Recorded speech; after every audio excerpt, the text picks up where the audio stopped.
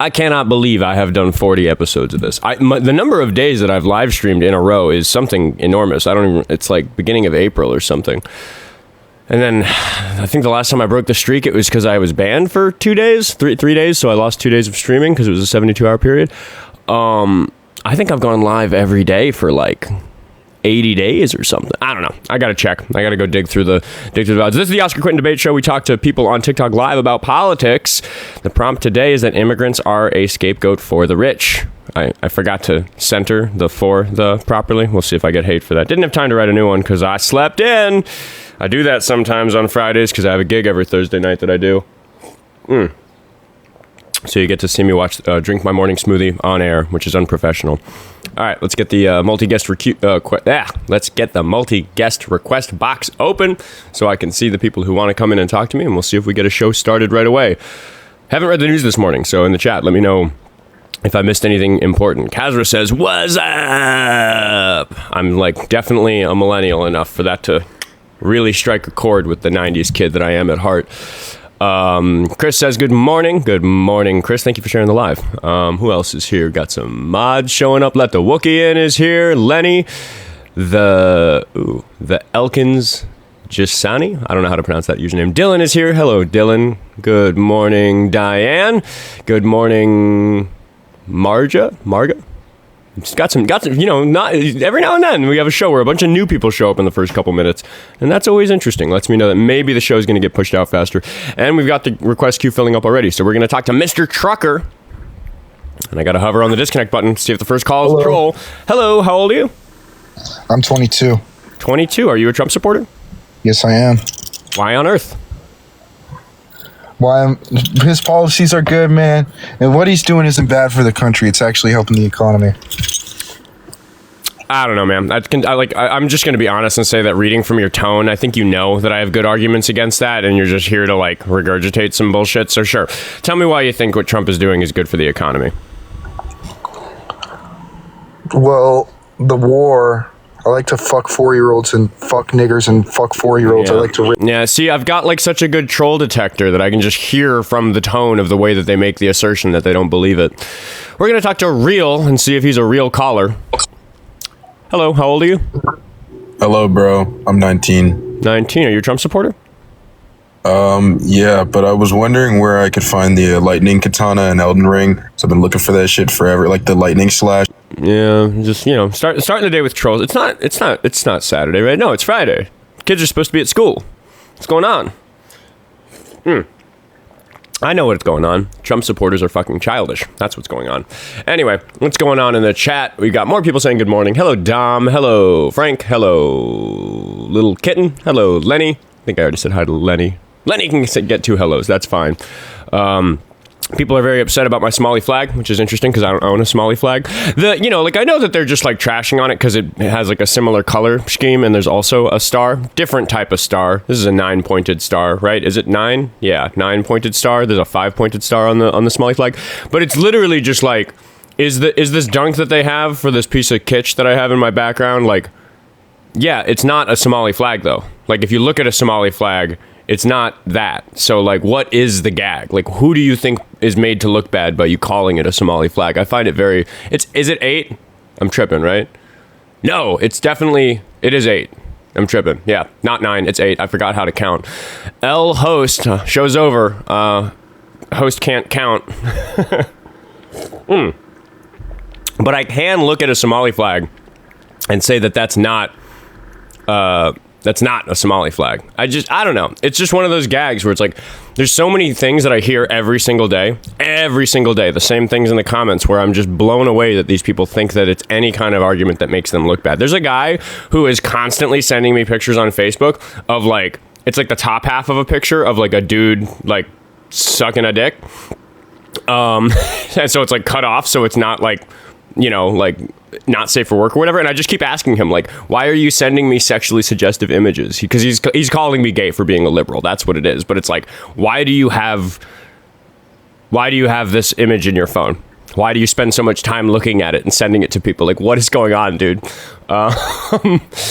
got a user called LooksMax. Ice, baby. All right. Hey, you got to tell me how old you are if you want to be on the show. What's 21. up? 21. Singing Ice Ice Baby. I'm guessing you like ice. You like Trump? Yes, I love nice. Yeah. Why is that? Because I think it's common sense that if someone here, doesn't belong here, they should not be here. You a Christian? No. Okay, neither am I. So I was just checking. I have a different argument I use about the people not belonging here if the caller's a Christian. Have you read the plaque on the foot of the Statue of Liberty? No, I've never been there. Yeah, I don't have it memorized, but it says something about bringing the world's tired, weary, huddled masses and giving them opportunity in America. I think it's like a really core American value that the country is open and available to people who want to experience that precious American dream we're all after. Do you not share that value with other Americans? Well, it certainly is, but I think that there's two ways of achieving that, correct? What are those two ways? Two ways, the good way and the bad way, legal and illegal. Okay, do you think that legal equals good and illegal equals bad? Well, legal, in my opinion, is good morals. Illegal is not good morals. Okay, do you think that every law that we've ever had has been a good law? No. Okay, so you don't necessarily think that just because something's illegal, it's necessarily bad. Am I understanding correctly? I'm saying that if there's laws in place and they have not been, changed by a Republican or a Democrat, I think that they are serving a purpose for both parties. So you think that if a law is in place, it's necessarily serving some kind of good purpose for both parties? Yeah, if it has not been changed by either Okay, so party. that goes against what you just said. Why would a law ever be changed if it necessarily is serving a good purpose for both parties if it's in place? Exactly, it shouldn't be changed, right? But if you give me, like, for example, some other type of law that I don't like the CHNV, that didn't. CHMV, I'm not familiar with what that is. That was like a pathway for illegals to come here. Okay, I mean that just stays on the topic of illegal immigrants. I think if we want to understand whether or not you always think the law is necessarily good, we should talk about something like, it's a little bit difficult to talk about on TikTok, but there's a green substance that grows as a plant that people like rolling up in a piece of paper and burning for fun. You know what I'm talking about? Yeah. Do you think it was good that was illegal? No, because it targeted minorities. Whoa, hold on. You think that the law is bad in a way that targets minorities? Well, it targeted minorities already in here legally, so it did. Well, no, they're not in here legally if they're smoking that stuff, right? What do you mean they're not here legally? Well, what they're doing is, like, the fact of the matter is that illegal immigrants are here, and you can say that they're illegal, and there's all this conversation about how it's kind of impolite to call a person illegal. But I would say that the reason that you don't like them is because they're doing something illegal. It sounds like the ones who are smoking that green stuff in a place where that's not legal, they're also breaking the law. They're also committing a misdemeanor, but sounds like you're on their team. I want to square this because it doesn't sound to me like the laws actually are important to you. I'd like to find out what actually is important to you. Sure. Yeah. So basically what I meant is if a citizen breaks the law, we have a justice system where we lock them up, we place them, right? We just citizens? Sentence things. No, not specifically, but it was meant for citizens or people in the country, right? Well, hold on. Wait, so I just want to... Well, yeah, majority, but you started with citizens, and I just want to be perfectly clear. What about tourists? Well, them too. Okay. So but tourists, like what I'm saying is the people who belong here, I would argue that the purpose of the system is for its citizens. Would you agree with that? Not necessarily. I think that our Constitution is pretty clear about which rights citizens have and which rights anybody who happens to be here has. It's really important that we protect certain rights for people who aren't citizens. Otherwise, you'd be able to, like, murder them and stuff. That'd be really bad. Well, it says everyone. It doesn't say immigrants, right? It says everyone. So well, when the you say Constitution everyone, in particular, if we're going to talk about constitutionality, the Constitution refers to the people that the rules in the Constitution apply to as one of two types of groups, either citizens, as you mentioned, or persons. And the persons is just everybody, every human. Yeah. So What I meant by, we have the justice system in place is specifically for its citizens, right? But if someone here comes No, it's and not breaks the though. law, Wait, no. You say it's specifically for the citizens, but if a it's tourist, the majority. no, it doesn't matter that it's the majority. If a tourist from Germany comes to America, and there's a tourist from Canada in America, and the tourist from Germany kills the tourist from Canada, has a murder been committed? Does the justice system deal with it?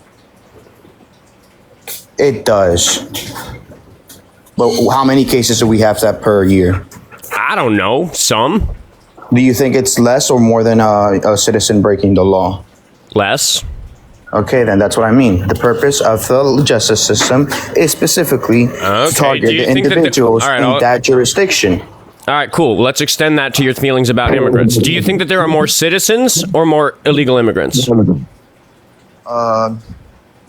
I heard that there's 100 million immigrants, but I think there's obviously more citizens. There might be that many immigrants, but I'm talking about illegal immigrants, the ones that have broken the law. There's about 12 million of those. Does that sound right to you? I would say, 12 to 15.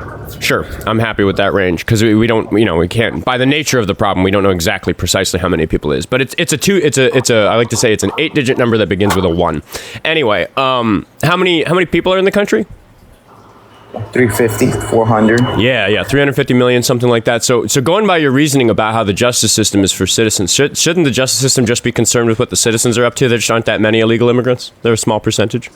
Well, that's why I said that there's specific, things in the justice system that target specific people. Like, for example, the justice system mainly targets its citizens. The immigration. I'm actually going to interrupt something. I'm actually going to interrupt the call to answer something in the chat. The reason I am willing to call them illegal immigrants on my show is because it is so disruptive to my show to call them anything other than that. Because my callers generally are unwilling to call them anything like that. I'll be back. He left. Or no, he's teacupped. So I could spend the whole show arguing with Republicans about whether or not we should be calling them undocumented immigrants or illegal immigrants, and it wouldn't be a good show. Furthermore, the labels illegal immigrant and undocumented immigrant don't refer to the same group of people, because not all illegal immigrants are undocumented, because you can come here documented and overstay your welcome, and then you are a documented, known, identified, but illegal immigrants. So until we come up with a better term that everybody understands, I get that it rubs people the wrong way. It's falling off the euphemism treadmill. It's becoming an inappropriate term to call them, but I genuinely believe it's disruptive to the show if I spend the entire show insisting that my horrible, reprehensible callers refer to them in like a more progressive way. It would just get too much fucking airtime. So I don't give it too much airtime. I'm doing that right now until the caller comes back from being teacupped, but it is just one thing that I kind of am a stick in the mud about, because at the end of the day, I platform monsters, and I have to conduct myself in a way that keeps the monsters talking and keeps everybody going.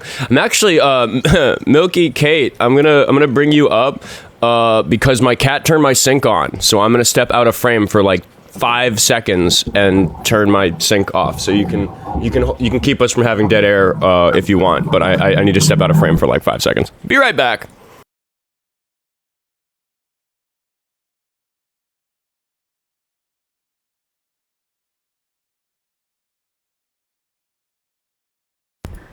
I think it's very funny that my cat learned how to turn the sink on.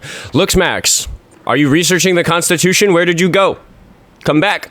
I will kick you, and we will talk to dadbod if you do not return from your teacupped state. Interesting. It wasn't Scout, it was Scout's brother Merlin. He's the black cat who doesn't make very many on-screen appearances, but he's the one who has figured out how to turn on the sink. Scout has figured out how to flush the toilet. That's a different problem. The smart kitties I've got. Hello, Elvis Trump. Good to see you so early in the show. I'm going to kick the guest for disappearing. He's down some rabbit hole trying to figure out his own argument. But we didn't even really get to anything there. It's just that whole call was basically just a demonstration in the inconsistency, where it's we started with illegal means bad, legal means good. We immediately showed that was nonsense. He started talking about it's mostly this versus some that, and I'm like, it's mostly citizens in the country. Why are you concerned about the immigrants? It just doesn't make sense. There's no consistency. They're thinking with their feelings, and then when they try to answer to it, they try to make up some reasoning, but it doesn't work. That strategy doesn't work if your thoughts about something happen to be unreasonable. We're going to talk to dadbod. We're going to see if that's a productive call. Dadbod, I've spoken to you before, but I don't remember how old you are. How old are you? Hello? Dadbod. You're connected, but I don't hear any white noise. I think you might have the wrong sound device. Hold on. Okay. Turn off your microwave. You're on a talk show. You're not making food in the microwave. Nah, it was my my Bluetooth. I was too far away from it. Okay. How old are you? 45. You support Trump? Some elements, yeah, sure. I mean, I voted for him, so yeah. There are certain things that I support and certain things that I do not support. Okay, I mean, my whole thing is that, that's going to be the case with just about any politician. It's kind of a non-answer to be like, oh, some good, some bad, It's just like totally a non-answer. you know that the topic is whether or not we want him to stay president. I think he should be impeached. It doesn't sound to me like you think he should be impeached. I mean, based off of the information that we have currently on him, there's a debate to be Too much had about background that, noise. I'm sorry. You need to give the show your full attention. Some people can do it. Some people can be a good guest without giving me their full attention. It doesn't seem like you're able. Yeah, all that muffling is terrible for the show. People are leaving. I could turn the Bluetooth off. Hold on. Your vocal quality is fine. The issue is that you are being noisy. I got you. Okay. Can we try to fix that? Yeah, are you hearing any background noise now? That's better. That's better. Okay, what were you saying about the fact that you don't think that Trump should be impeached? I think that based off of everything that's currently happening, there's a debate to be had about that. Some people would probably say that he absolutely does deserve to be impeached, and some people would not. I personally, right now, think that he does not at this point in time. But that might change over the next few months. It really just depends. But I actually wanted to talk about universal health care, if you were cool with that. Sure. We can have a conversation about universal health care where the substrate of that conversation is everybody knows I think that Trump should be impeached and you think not yet. He hasn't done anything bad enough. Tell me your thoughts about universal health care. So if I'm just comparing, I don't want to generalize, but just saying just looking at Canada, for example, I personally think universal healthcare is not better than the healthcare system that we have currently, just based off of accessibility reasons. Because like in Canada, for example, sometimes it takes up to months to get a primary care physician, if not, weeks at best. And we have even though I don't like the healthcare system that we have, there are flaws, obviously, I still think that we have a better healthcare system. And I think it is better than universal health care. And a lot of people would disagree with that because they look at Sweden and European countries, but then they're not looking at the demographics as well. So yeah, I figured you'd probably be somebody that would want to talk about that because you're probably for universal health care. Yeah, I guess my problem is that the healthcare system is not going to be perfect, but I just don't understand why we need people to face bankruptcy because of it. Like, why is it that in addition to your body failing you and then the system failing you, you also get a bill that fucks your life over financially for decades? Right. So I would say just based off of personal experience, I had a tib fib plateau break in 2018, and that was a very expensive bill. Just married at the time, very low income at the time, just kind of getting started out. And there are assistance programs, and then we also have the option to do things like GoFundMe, which I actually did. I had the option to do a GoFundMe, and that helped, pay for some of that hospital bill, but also the assistance bills the assistance programs that the hospital provided, basically, dropped that bill almost like 80%. So I was able to pay it off, which I don't know if Canada gives you those types of, assistance programs or not. No, it's just free. It just doesn't cost anything up there. You just wouldn't but it's not free because you're getting, go ahead. I'm sorry. Well, yeah, it's not free. There's no free lunch. Like, I understand economics. Somebody has to pay the doctor's salary. But the question is, should we distribute that cost fairly through taxation in a way that, burdens rich people more because the cost of money, the value of money to them is lower, so they don't eat a less tasty lunch because they paid for somebody's health care? They literally, they can afford to eat the nicest steak that exists, so it doesn't matter how much we tax them beyond that at the end of the day in terms of their quality of life. Do we distribute it that way? Or do we have this current private payer system where people like yourself can get fucked over and have to have a GoFundMe to pay for it instead of just distributing that burden across everybody? Why do we have a lightning bolt system where instead of Where instead of diffusing it across everybody, every now and then somebody randomly gets struck by lightning and they get completely fucked over by the system. The money still needs to go to the doctor. All we're saying is instead of these private companies that are operating for profit and literally letting people die to protect their minuscule profit margins, instead of that system, let's just have the fucking taxpayers do it like we do with police officers and the fire department and public school. Like, what the fuck?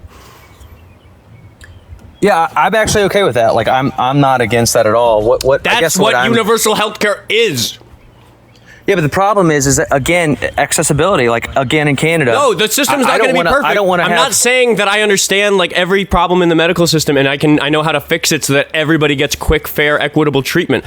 I'm just saying that the way that we currently pay for it by bankrupting poor people is shitty. And you literally just said that when I laid it out that you'd agree with that, and that the thing that is represented by the word that in that sentence is literally what universal healthcare is. And then once we're doing that, maybe some of those people who aren't fucking bankrupted because they fell and broke their arm will go live productive lives where they get to help the system. Maybe they'll make it better. Maybe they'll make healthcare more accessible.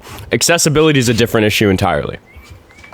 Well, I guess what I'm looking at, though, from a perspective of universal versus what we have here, accessibility is important, because if I want to have like a primary care physician, I don't want to breeze past it. We got no.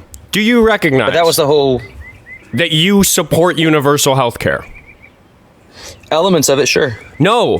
The important part. You're talking about accessibility now. You're talking about how it's not perfect. We're talking about how we need more doctors. We need better education. We need better infrastructure. Absolutely.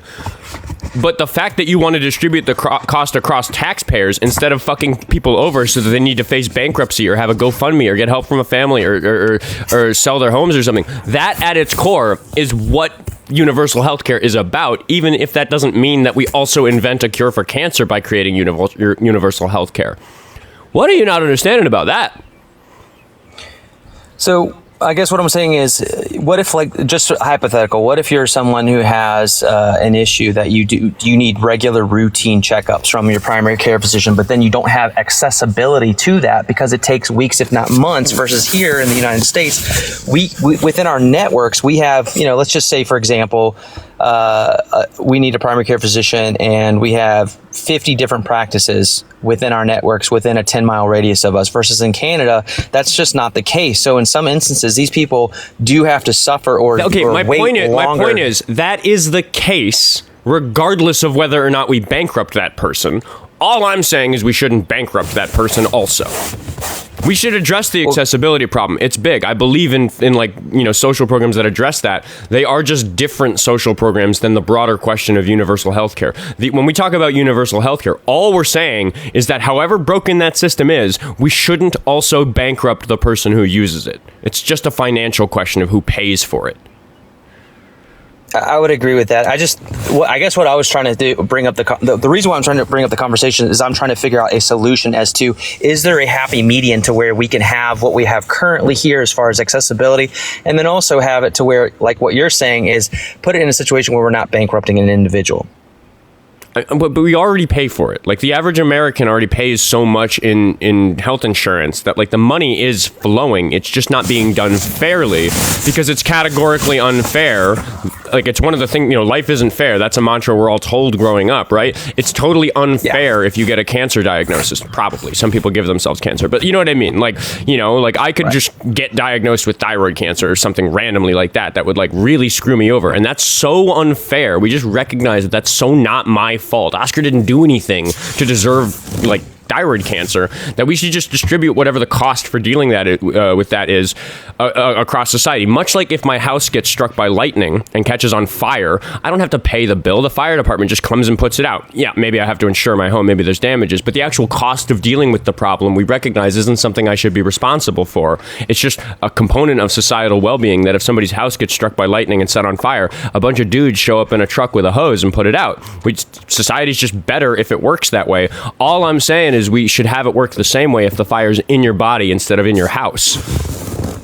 We kind of have something. I mean, it's just not universal. The problem is not everybody knows about it. We actually do have programs that offer that type of healthcare, though, where essentially what happens is a community basically puts in a pool an amount of money, and essentially they take out of the pool of that money, and then they reimburse. Basically, it's like a pay it forward type of system. There are systems where we it's like do a social insurance program, and I'm literally just saying, how about we just do that for everybody, like we do with the fire department? And you're still being very noisy. Sorry, sorry about that. I wish we could. I just think that the greed of these, corporations specifically are causing us not to be able to do that. We can cut the corporations out as middlemen. They don't need to be there. That's the whole problem, is that we have these insurance companies that sit between like patients and the actual healthcare providers themselves, and they sit there and they do this job of taking in money through premiums and paying out money to pay for people's treatment, and they literally have people whose job it is to decline claims in a way. They have this very important thing that they want to stay afloat every year. If they go 1% negative, that's a bad year. That makes the shareholders unhappy. That's like, they're running a business. And if it was just a government program, it would just be okay if it went negative a little bit year over year. Like, even if it cost money and we had to subsidize it with tax dollars, like, that would be like, we could pay for the whole thing with tax dollars, so that instead of paying for health insurance, you do it that way. It's just that, like, that's how the post office works, right? Like, if the post office is negative for a year, the post office borrows money from the federal government and it gets paid back with interest over another year. You're being so noisy. I am actually going to kick you off my show if you don't stop being so noisy in the background. I'm sorry. It's a listening show. I'm outside, man. Yeah, I apologize. It's the wind. You can apologize, but it's a functional thing for the show. Like, we lose the viewership if there's a lot of like bad. It's okay. I understand. Yeah, you can kick me off if you want. It's fine. I'll give you another second, because it is gone now, and if you're standing in a way that's better. But my point is that why do these companies, these middlemen, these corporations have to profit in such a way where they are incentivized to decline people's claims for health care, even if it means those people literally die? They're okay with that if it keeps them from going a little smidge negative. Why is that better than just handling it with taxpayer money? That way, the people still pay for it. They pay for it in a way that's fair. Nobody gets individually fucked over because somebody denied their claim just because they wanted to profit. How, like, you throughout this call, every time I've laid it out, have said that sounds to you like a better system, but then you just deny that that's in fact what universal health care is. Yeah, I'm not denying it. I'm just saying, like, again, I'm trying to figure out a good solution. And one of the biggest issues is lobbying. Obviously, we know that lobbyists are one of the problems in this whole dynamic. But how do we come up with a way of doing that is going to appease everyone? I guess that's where I'm coming. Again, and Oscar, just to be transparent, I don't go on debates to be confrontational or inflammatory. I'm here for... I don't think you do. This is a good faith debate. I'm honestly being more confrontational and difficult than you are, and it's because I'm so upset that you don't seem to understand that you actually support universal health care. You're just getting snagged on minutia, which are real problems that we should deal with, but not necessarily relevant to the question of how we should pay for those solutions. We're really only talking about the financial structure of this, and I'm just saying that there's these... Here, broadly, like outside of healthcare generally, I just believe there are certain domains in which capitalism is necessarily very, very evil in our current system. We recognize that for the fire department. We recognize that one should have a private or a public option for elementary school. You can go to a fancy private school if you've got the money. You're allowed to do that. We have a capitalistic system for that. But if you are poor, you get to go to the public school. There's a public option that's just free for anybody to go to. That's great. We do that with the police. You don't pay the police. That's how you end up with mob rule. Taxpayers pay for the police. Taxpayers are supposed to pay for incarceration. I also think it's bad that we have private prisons. There's a bunch of domains where I just think it's evil to let capitalism in, because we're dealing with fairness and people's life, liberty, and their pursuit of happiness, which is what America is about in the first place. And I just think healthcare is one of those things. I can't tell the difference between healthcare, what they do at the hospitals, and the fire department, what those guys do when they show up with their truck and all their tools and all their skills to help put out, help deal with emergencies. He left. I don't know if that's, if he was just... I don't know why he left. I'm not going to speculate. I am going to give a quick ad read and say go to the link tree in my bio and follow me on the other platforms and send me some money if you want to support the show. Venmo, Cash App, Buy Me a Coffee, and Patreon are the ways to do that. And I do have a couple of people on Venmo to thank before we talk to el.chico.tech.edu. see what he wants to talk about. Oh my goodness, I've actually gotten more donations since the show has started. So I'm just going to thank 3 people really quick. I'm going to thank Jotham for saying, or Yotham, I don't know how that name is pronounced. He says, keep it up, man. Love the content. And he sent me $20. So I will. I'll keep it up because you sent me $20. I get to keep this up every single day because people donate. That's what's making it work for me. So thanks so much for that. Ian said, listening to you cook that guy suggesting we should vote better. We would vote better as plumbers made my day. Yeah, I had a caller who who thought that it was that people would make better voting decisions if we taught them plumbing versus if we taught them civics. I was arguing for more primary school budget. He was arguing for trade school. Wild. Plumbing is important. It'd be good to teach high schoolers plumbing, I think. Anyway, he sent me $10 on Venmo, and I'm very thankful for that for the same reason. And Jesse, I think, is watching because this is one that just came in. He said, I heard about you quitting your job to do this full time, and I wanted to support your journey. Thank you for fighting the good fight and helping this country with your intelligence. I have quit my job. I have quit my day job. I have a few more days, like next week and the week after. I don't know how many total days on the calendar. It's like 5 or 8 or something. So there'll be some updates in the description of my bio on TikTok about when exactly the live show is going to be recorded because the 10 to 12 Central Standard Time block is going to be a little bit interrupted for a little while. But thanks so much, dude, because after that, I'm done. And it's going to be this show 10 to 12. Am I going to take breaks? I don't know. Am I going to do it every day until Trump isn't the president anymore, and then I'll take a break? I don't know. Maybe I'll do the show from a cabin in the woods one day so I can go camping this summer. But we're going to talk to el.chico.tech.edu and see what he wants to talk about today. But W is in the chat for everybody who's supporting me quitting my job. It's a big deal. How you doing, el.chico.tech.edu? Hey, what's up, man? Bro, why'd you quit your job, man? You need to have that, what is it called, like a safety net. I mean, at least do this part-time. You can't rely on this like 100%. Well, but the jobs that I had it was a collection of part-time jobs that every month didn't add up to me making enough money to survive, so I still had to do like gig work or like get lucky with a music gig or something. So this is like the most stable, well-paying job that I've had in years. I see. I mean, it makes sense. I mean, whatever works out for you, right? You're right that now that because I'm like self-employed again, I was self-employed for a long time, for like 7 years of my life or something. So I'm not really a stranger to like the sort of uncertainty that comes with that. But you're right that I do need a larger safety net, which is why in terms of my financial planning, I need to like have a bigger emergency fund. But my ass has been broke for so long that an emergency fund feels more like a privilege than anything. So thanks, everybody. My life is less stressful than it was for a couple of years there. This is not investment advice, but I mean, I threw some money on silver and I'm like, I already like 3x my money. And I was just like, oh shit, I'm just going to leave it. Nobody take it, Please, nobody take investment advice from el.chico.tech.edu. Sorry, el.chico.tech.edu, but you have demonstrated yourself to not understand some very basic economic principles on my show. He's a regular caller for everybody listening. I'm not just trashing on him for no reason. I bought silver at $40, and what's the price of silver right now? I put 20,000. It's about $75. It's a pretty good investment. Yeah, that's a good come up, but it is dangerous to talk broadly about that. Does that mean that it's wise for somebody to buy silver now? Not necessarily. You got to watch out giving advice like that. Well, I mean, you think the dollar is getting any better? That's not an answer to my question. My concern. I mean, you got to be honest. I mean, is the dollar in itself, is it any stronger than it was a few years ago? The dollar is not a good vehicle for wealth preservation. It never has been. So it's not really relevant to my concern about you advertising how well you do with silver on my show. So if the dollar like depletes, what do you think you're going to be able to hold on to as far as value? If you don't have an alternate. Well, I would say that if you're concerned with preserving your wealth, you should put your wealth into less volatile things than solely precious metals. Should silver make up some of your portfolio? Maybe. Sounds like it was a good choice. But you talked to me about risk assessment the moment I mentioned, the topic became that I had quit my job to run this show. What's more risky, running a show that's paying well every day or putting your money into a volatile commodity asset like silver? Well, I mean, you could do silver and also like bonds, and then you could come up with some money. Yeah, what you're talking about is diversification. If you put your money in a bunch of stuff. I mean, my investments are diversified, but I'm saying like out of all my my investments, I think silver, even with cryptocurrency, I think silver was the most that I've ever gained on any type of investment. Again, except for property. That doesn't mean it's good financial advice. That's all I'm saying. What are we talking about? What's the topic today? I don't want to talk about investment advice with somebody who doesn't understand basic economics. I mean, what are you talking about?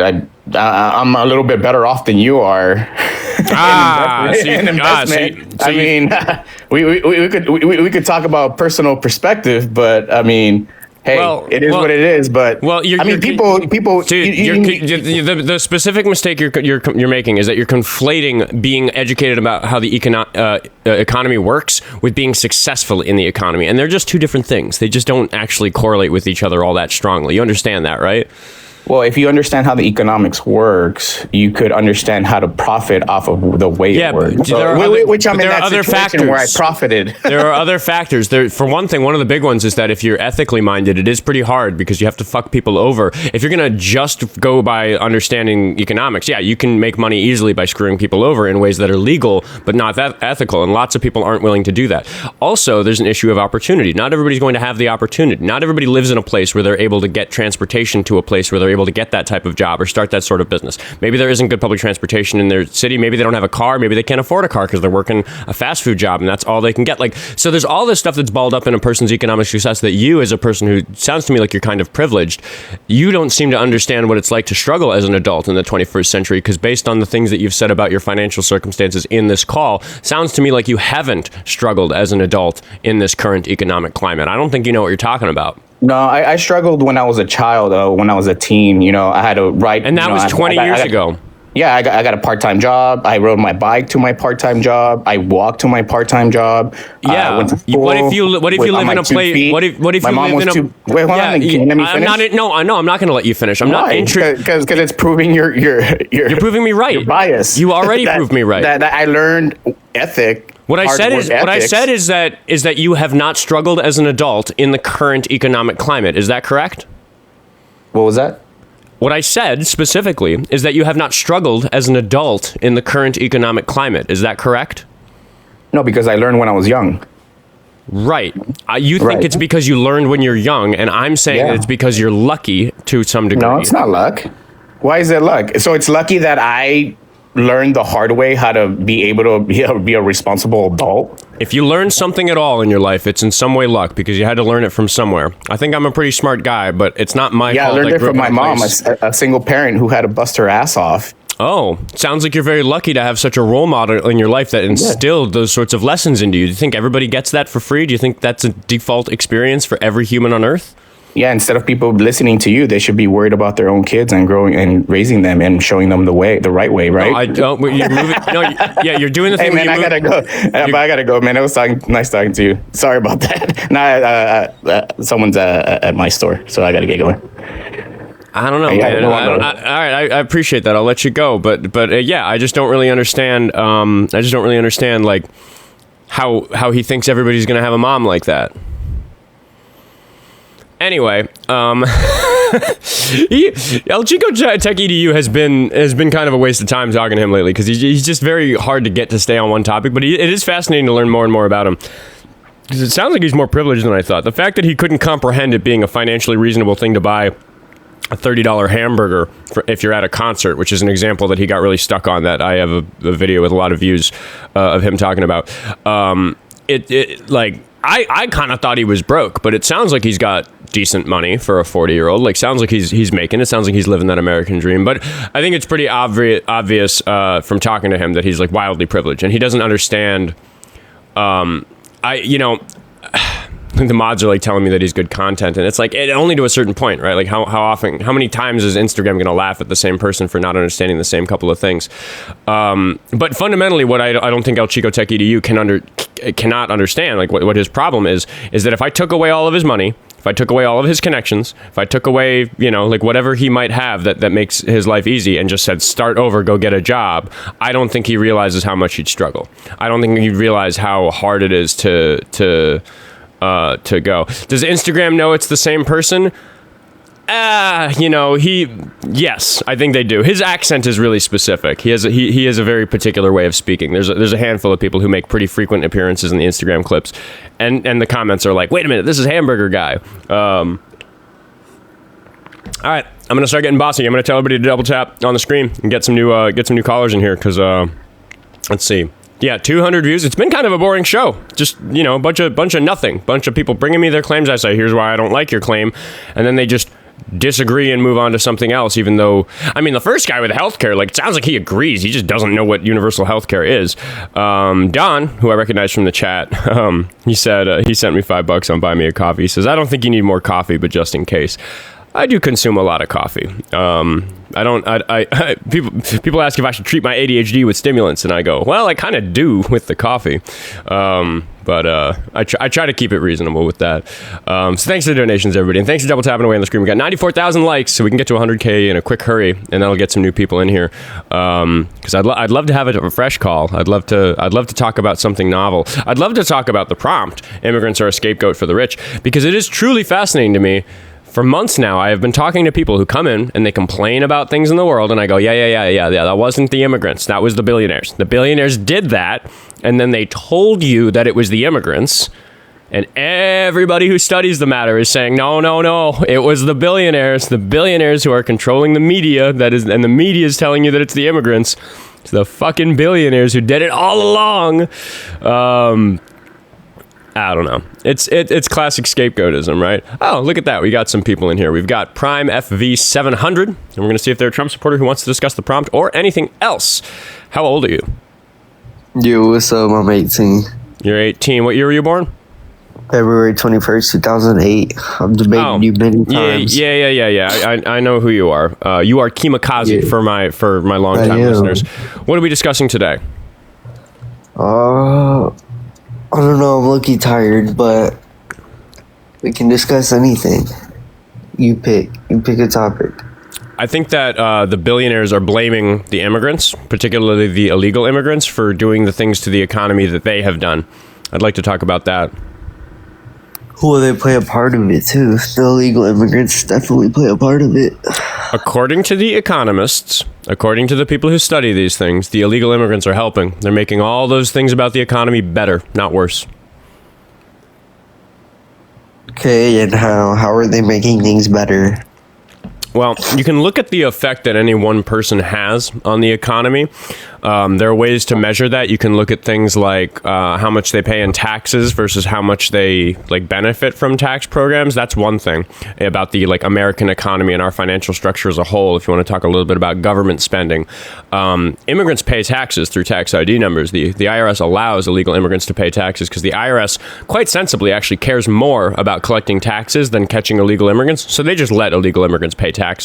But illegal immigrants can't benefit very much from those taxes. There's certain things. They get to use the roads. They use the infrastructure. They get to use the emergency room if they get badly hurt. The fireman comes and puts their house out if it's on fire. So there's certain things they use, but they don't get any Medicare.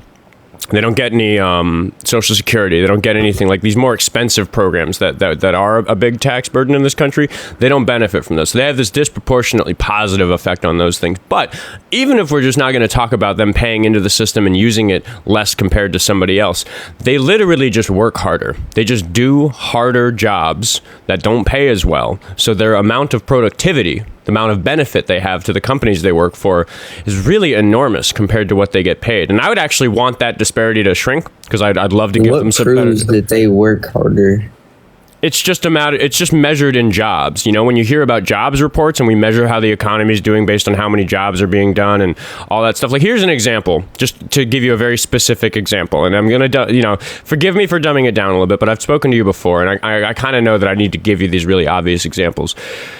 Agricultural industry. Do you know what the agricultural industry is? Do you know broadly what I'm talking about? Okay, so in the agricultural industry, in terms of low-level laboring positions, literally people working out in the fields, more than half of those people are illegal immigrants.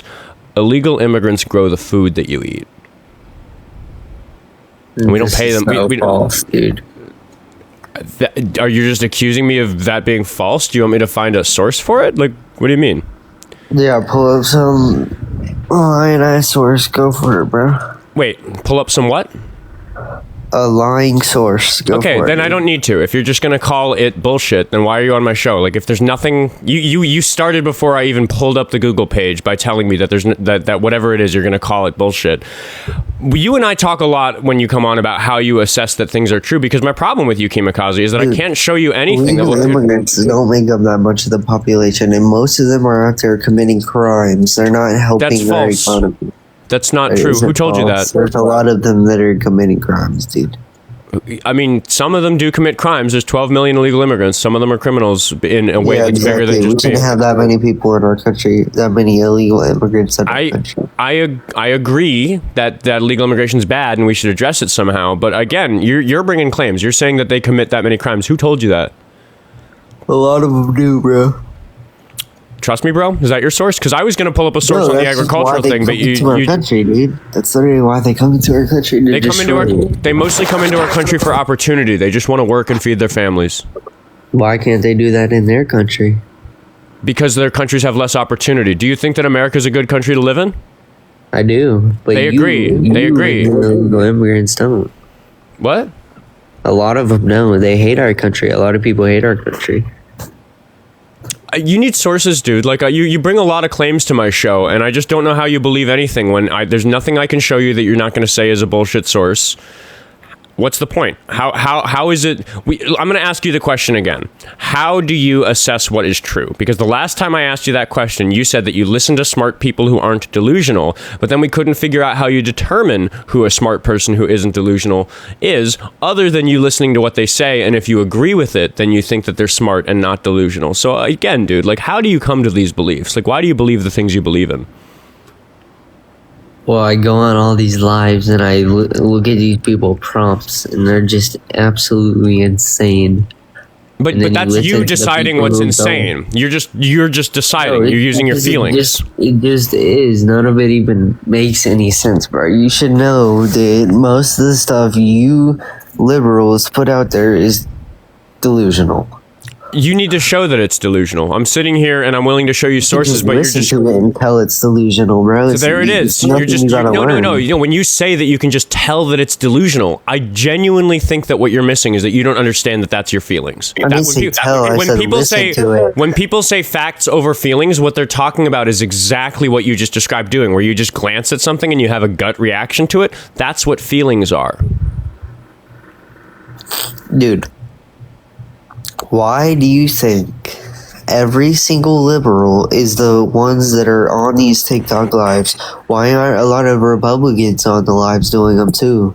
Why is it just all y'all? I mean, they are. There's just, you get served a biased view of the world through your algorithm. The algorithm isn't a good way to assess what it's like out there. I often have to remind my friends in real life, they'll say, how have you not seen this? It's all over TikTok. And I say, it's all over your TikTok. TikTok has discovered that this is a story that's interesting to you. So you are getting served a lot of videos about it. But that's not a very good way of telling if it's actually a big story that lots of people are paying attention to, a big trend that lots of people are paying attention to. You're kind of getting brainwashed by this algorithm that it just shows you what content that you like engaging with, whether you agree with it or not. So when you say that it's just liberals out here doing this, that's false. There are tons of... because I'll literally go on TikTok and search it up, and there's never anyone who's on even the search algorithm. Even the search algorithms are biased towards giving you results that you want to see. The fact of the matter is that if I was a pure grifter, if all I wanted to do was make money, I'm on the wrong team. It's more profitable for how many viewers you have to be on the right than on the left. They make more in donations by a lot. That's not true. I mean, look at Dean and Parker, dude. Dean has 5 million followers, so he makes an enormous amount of money. But bought like half of them, but sure. But what I'm saying is that if he was on the right with that type of following, he'd be making more money. And again, you just said that that's wrong, but I don't think you actually made an assessment about any of that. Like looked at the math. Republicans, we don't sit there and donate to these random ass people who. Yeah, that's you. That's you. You're talking about the way that you feel about it, and then you're applying that to every Republican. General. Right. I'm accusing you of not actually checking if Republicans are like that. You're just using yourself as an example. That's a sample size of 1. And actually, dude, like most Republicans aren't like you. You're a pretty special case in my experience. And I've talked to a lot of Republicans on here. That's just my anecdotal impression. You know what? I'm going to send you money. Look. Thanks. I mean, don't do that, dude. You're 18. It's hard out there. You live your life with that money. I don't want you. I really don't want your money, keemokazi. I want you to use that. I want you to use whatever money you have to make your life better, because you're staring down the barrel of a really difficult economic situation as an 18-year-old in America. Don't send me money if you're 18. It's not that hard, bro. I work in construction, dude. I'm not worried. Save it, man. It's not seriously. I don't. How many galaxies you want? None from you, dude. I really don't. I want to thank Steven for sending me $25 on Venmo. What did he put a message on it? Let's have a look. Let's see. He says, please don't invest this in silver. I won't, Steven. Thank you for the $25. But dude, seriously, keemokazi, we keep making these claims where you just say, no, clearly look at it. It's not like that. And what I'm pointing out to you is that I don't look at it and feel that way. A lot of other people don't look at it and feel that way. And you're just trusting your... Let's talk about a certain topic. Okay? Is that okay? Sure. Pick one. How do you feel about trans people? Okay. I think that they're people, and I think that when they wake up in the morning and navigate the world, we should live in a society where there aren't unnecessary hurdles for them to have a nice day. So do you think when they say when their kids between 3 to 7 years old, they know they're trans by that age, do you believe that?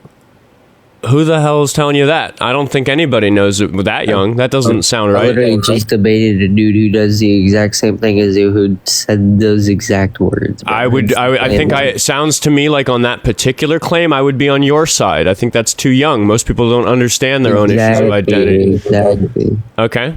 Kids don't even know how to wipe their asses yet. They're talking about they know that's a different gender, right? I don't think that issues of gender are important to be on the mind of kids that young. I think it's okay for them to be like around people who have different gender identities. I think it's okay for them to be exposed to it. There's no evidence to suggest that that's problematic for children or that it increases the likelihood of them ending up trans themselves. That's not how it works. But no, I would... Yes, do you support them or do you just... don't bother, or do you support them? The only reason I need to support them is because there are people who bother them. If people didn't pay attention to them, then it wouldn't be a topic. Like the only reason there's people who bother everybody. That's not true. I'm a white dude. Nobody fucking bothers me. I'm a white dude. People bother me all the time, bro. What are you talking about? People might bother you because of your behavior, and I get death threats every day. People do bother me because of my behavior, but I have this privilege where when I walk into a room, if I walk into a job interview, if I walk into a fancy party or something like that, I'm talking about like with my friends, though, like troll with me, but I'm not talking about like. I'm talking about opportunity out in the world. I don't live in a place in the world where I'm going to be assaulted walking down the street just because I'm a white guy. That doesn't happen to white guys. Oh, it definitely happens, bro. Have you seen the black dude who killed that random girl who stabbed her in the bus for absolutely no reason? Have you seen that? There are hundreds of millions of people in this country, so when I say it doesn't happen, of course you can find a singular example of a person having an act of violence happen. Not singular, bro. It happens every day. There was another black dude who went up to a white kid walking down the road and stabbed him as well. Go look that one up too. Okay, if your concern let me ask you this straightforwardly. If your concern is a random act of violence, would you rather be white or black? Meaning what? Wait, re-say that? Like, if you're afraid of somebody randomly hurting you, getting stabbed or punched or something, if you're afraid of a random violent attack like that, would you rather be white or black when walking down the street? Well, it's mainly the black people who are causing all the crime. So I'd probably rather be black, honestly. Yeah. Well, that's not a smart thing you just said, and it's rather delusional, and I want to really focus on it. Do you really think you're safer as a black person than a white person in America? No, I think I'm safer as a white person because there's a lot of black on black crime. That was the most nuanced thing you've ever said on my show, by the way, because you're actually right completely about that. Again, we're talking about hate crimes. Who do you think is the target of more hate crimes? Probably, I don't know. We're being pretty targeted right now as white people, huh? People are upset, but I just don't think... You see, there's data and numbers about how frequently these sort of crimes happen. But my problem with you is that you refuse to look at data and numbers. I can't show you anything. I just don't get that we're like... They talk about how we don't like black people. What are you talking about? That was all made up. That's all BS. We don't hate black people. people. The chat's upset that I agreed with you on black crime. Black on black crime is a It's literally one of the biggest things. It's an institutionalized problem, yeah. I believe the cause of black on black crime you and I would disagree about very seriously, but it is, I'm not going to deny that it's like a real problem. Anyway, well, the black people cause again, dude. There's no talking to you about this because I'm sitting here Rolodexing through all the ways I could explain to you that you're wrong, but they all involve numbers and facts and evidence, and you don't look at numbers and facts and evidence. So why do I even talk to you? What's the point? What is the rate of killing from a black person compared to a white person? Like who commits more crimes? We could get to Googling, but again, keemokazi. No, I'm not going to because we've been down this path before. I cannot show you anything that you disagree with without you saying it's bullshit. That's what happens when I talk to you. So what's the point?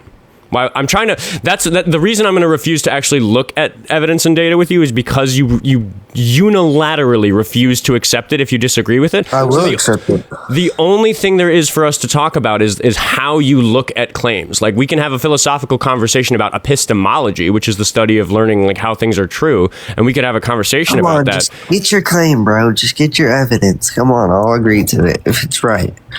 I guess I want to ask you for yours, dude. Like again, I've shown you so much evidence on this show, and you literally look up who commits majority of our crimes. Literally, simple as that, bro. It's white people. It's white males. That's the demographic that commits most crimes. Yeah. Oh, it is. Yeah. It's white males who commit most of the crimes, right? That's what you think? Well, the way that you phrased it, yes, but that also has something to do with the fact that there are more white males. I'll be right back and get you your evidence, okay, Mr. Oscar? Please, that's actually okay. I'd love to look at a source with you. I'd love to look at a source that you bring me. I can take a moment to see if anybody else sent me any other Venmos to thank them for, and just thank everybody for supporting me, because I have quit my job, and that's exciting. I kind of broke down on the show yesterday. I kind of lost my temper on the show. Finally, not really. But I did get really mad on the show yesterday, and I let it out on the guests who deserved it. I actually listened back to the episode. The reason I brought this up is because I talked a little bit about what my job was, but I generally am keeping that under wraps until after next week. But I do want to give myself the credit because I listened back to the show and I was furious at these two callers, and then I had an 18-year-old caller who was totally good faith, and I'm kind of proud of myself for immediately turning off the fury. I listened back to it and I was like, oh God, was I keyed up and difficult when this guy got in? So black people only make up 13% of our population in America, correct? That sounds about right, yeah. 12 to 14%, depending on how you count. 100,000 of them a year get arrested. Okay. Does that sound a bit wild? No, because 12 to 14% is 50 million people. So for if 50 million people, dude. 12 to 14% of 350 million. I don't need a source on that. I'm just going to do a calculator, see how good my math was. 350 million Americans times 0.12 for 12%. It's 42 million Americans. But if I had done 0.14 for 14% times 0.14, it's 49 million. So yeah, about 50 million. What do you mean that's wrong? What are you talking about? So, 100,000 people, dude. Think about that. Right. So how many white people get arrested per year? I don't know. You're the one who went to go find the evidence of. Let me look that up. I mean, and the other thing to consider is the exoneration rate. The chat got there before me on that one, which is that black people are far more frequently arrested for crimes that they are later cleared of. So arrest rates is not really a good thing to look at. Conviction rates is a much better thing to look at. But again, you came with the number for black people. The guy can hear me, but we can't hear him because he's out of the app, by the way, just for everybody listening. You came to me with this big number. No, hold on. Wait, no, before you stop. We have something to address. Stop. And we make, dude, stop. We're not there yet. That's not what's happening next in the conversation. We can talk about that in just a second. I just want to have a question for you, which is, why did you... My mod muted you, by the way. I don't use the mute button. Well, I've got it under control. The issue is, why did you bring me the number for black people and say it was enormous without even knowing the number? But we can compare them, dude. Just listen. But you didn't. Then white people per year is 4.2 million get arrested, right? Okay, but we make up 65 to 70% of the population. Now do the math on that compared to black people. Okay, hold on. Let's do the numbers again. So we're gonna go. Let's go with 45 million African Americans, right? So what we're gonna do is we're gonna take 100,000 and we're gonna divide it by those 45 million African Americans, and we get 0.002. So this is 0.2%. Can we remember that number? Yep. Okay, and how many white people are there in America? Did we get that number? 4.2 million. That's how many arrests there were. How many white people are there total? Oh. I can Google it quick. Now, don't bother leaving. I can do it fast. How many white Americans are there? All right, so let's see. About 191 to 195 million according to Google. So we'll just take the middle on that because that's what I did. We got 0.2% for African Americans. Let's see what we get for white Americans. 195 million. Oop, too many zeros. 195 million. Or no, I did it wrong. I did it backwards. Because we need to take 4.2 million. Gosh, I can't calculate it today. 4.2 million. We're going to divide that by 195 million. There we go. And that brings us to 2%. That seems 10 times bigger than the number for African Americans. It's actually so wide a disparity. I think your numbers that you brought me are wrong. Because it not only, I mean, it makes me look very right. Unless I missed a zero or something. Somebody check my math. Yes, there's more white people, but if the black people had the same amount of people in our country as us, then their crime would be way more than ours. Okay, so let's do that math quick, because there's about 50 million African Americans and there's about 200 million white Americans. I'm rounding it, right? So there's about 4 times as many white people than black people? Yep. Okay, so if they had 100,000 arrests and we multiply that by 4 to account for the fact that there are 4 times fewer of them, we get 400,000 arrests, right? No. I know you're not good at math. We had a whole segment on that previously, so let's really try to... By the way, for everybody listening, I still think these numbers are wrong. I am trusting the guest's numbers, but we're just going to assess if he can do math. What numbers? The numbers we're talking about. Because there's no point in us looking at real numbers if you can't actually interpret them. So let's just work with what we have. There's about 4 times as many white people as black people, right? 200 million versus 50 million?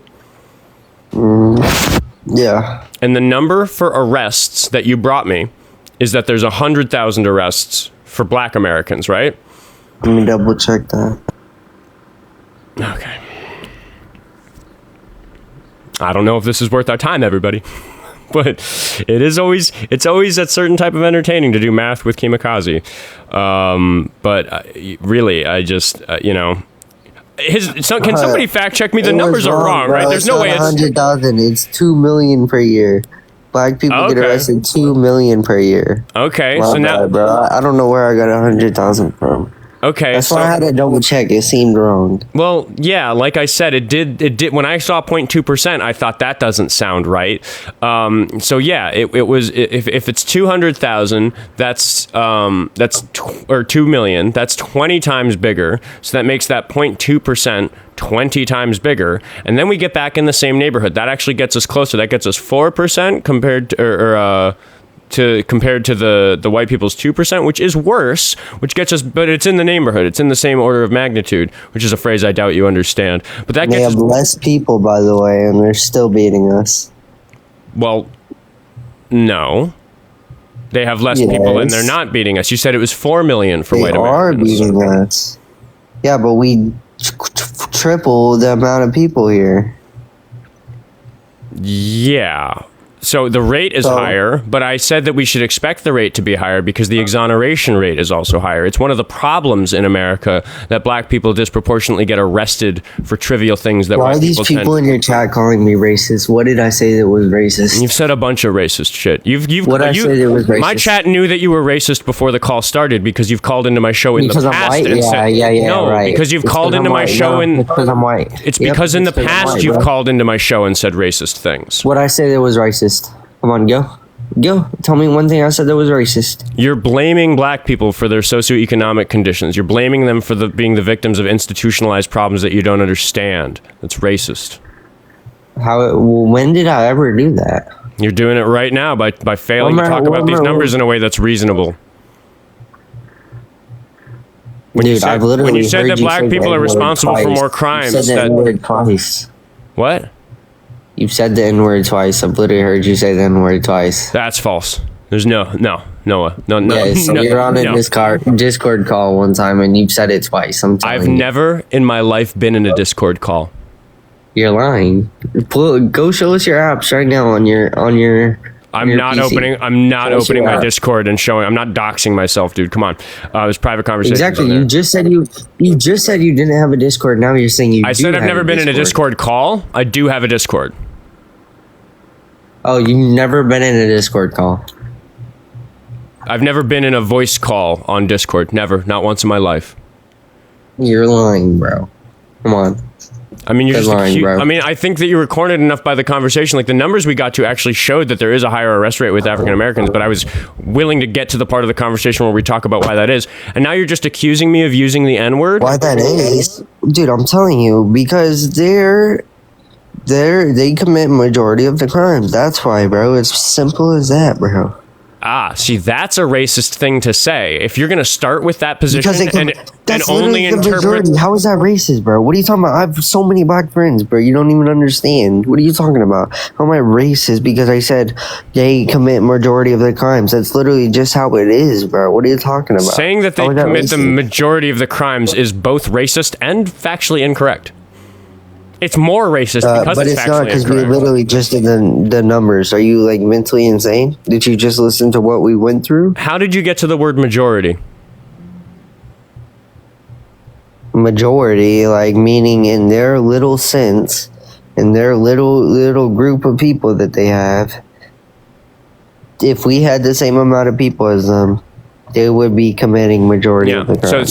So that's not what a majority is. They are responsible. You're mixing two things up here, which is whether or not they commit the crimes and arrests. Let me just ask you a very straightforward question about how you feel about rule of law. Yeah, obviously Please let me ask my question. I'm going to give you an opportunity to show my audience that you're not racist, because my audience is very convinced that you're racist. I really want you to try to get out of it. I have a very straightforward question for you. Do you believe that a person is innocent until proven guilty? I do. In our legal system? I do. Then why are you going by arrests instead of convictions? Well, innocent until proven guilty isn't always correct, but yes, a lot of people agree with that. Not if we're talking about black people, apparently. No, I've watched a lot of Dateline, bro. I've watched a lot of Dateline. Watching a lot of Dateline makes people racist. It makes them racist? Yeah, if you watch nothing but Dateline, you end up a little racist. I got some problems with Dateline. I'm racist. I'm so racist because I said... I'm going to go back to my question. Why are you going by arrests instead of convictions if you believe that a person is innocent until proven guilty in our legal system? Oh, he left. Interesting one. I think keemokazi's racist. I keep calling him keemokazi even though his username was Prime today because he's on a different account, but is a regular caller. His mom yelled at him. Oh, man. I do believe he's 18. He's called in so many times, and he always has that birthday on deck. And quite frankly, I just don't think he's the sort of guy who would like come up with a fake birthday to always use on the show to get past people. I don't think he's consistent like that. We figured out that his issue with math is that he can't add a 2-digit number if he has to carry the 1. Like that was a bit we had on the show a few weeks ago, is that I was asking him math questions. We figured out he can add 21 and 14 because his brain can get him into the 30s and then get him to 35. But if I ask him to add 27 and 14, he can't do it because 7 plus 4 is more than 10. So he has to carry the 1 to get to, what's the answer, 41? So we're talking about proportional statistics about criminality with somebody who can't do addition in their head, which is 51. See, I carried the 1 wrong because I was talking about carrying the 1 instead of carrying the 1. Anyway, but yeah, that's where his comprehension ends. Oh no, Machete got it wrong. I was right. It's 41. El Machete. Purple Kitty says he said so many racist dog whistles. Yeah, I didn't even get to the fact that he tokenized his black friends, which is like I guess I should have zoomed in on that, because maybe the math thing, he's not good enough at math to have a productive conversation about statistics. But maybe the productive conversation with a racist on TikTok Live could be like, hey, just so you know, you telling me that your experience with your black friends makes you not racist is a racist way to think about your black friends. Can we talk about that? That'd be an interesting rabbit hole to go down. I do think his mom just called him away because I think he still lives at home. But he's a voting adult. He has voting rights. That dude can vote in the midterms, so I consider it productive and, for that matter, not a violation of TOS to talk to him. But maybe he'll come back and we can continue that conversation. But for now, where are we at? Oh, we did get our 100,000 likes because we were pretty close earlier. But I will ask that everybody keep double tapping away on the screen to keep the show pushed out onto the For You page. We got 267 people watching it. If every single one of you got double tapping away on the screen or started sending some nonsense into the chat to get TikTok to see that this is a busy show where people talk, tell keemokazi he's racist in the chat. Don't do that. That's bullying, I think. I think TikTok would... I got to be careful with how I trick the chat into engaging. I got to do polls and stuff. W guest or W host. Let's see if we have any questions. Nonsense into the chat. Thank you. The Price is Mike. Appreciate you. It is true. It is true that keemokazi is racist. He got very offended when we got to the part of the conversation where we were addressing. We got T in the chat. The letter T. We're going to see if the letter T is racist after we find out how old the letter T is. How old are you?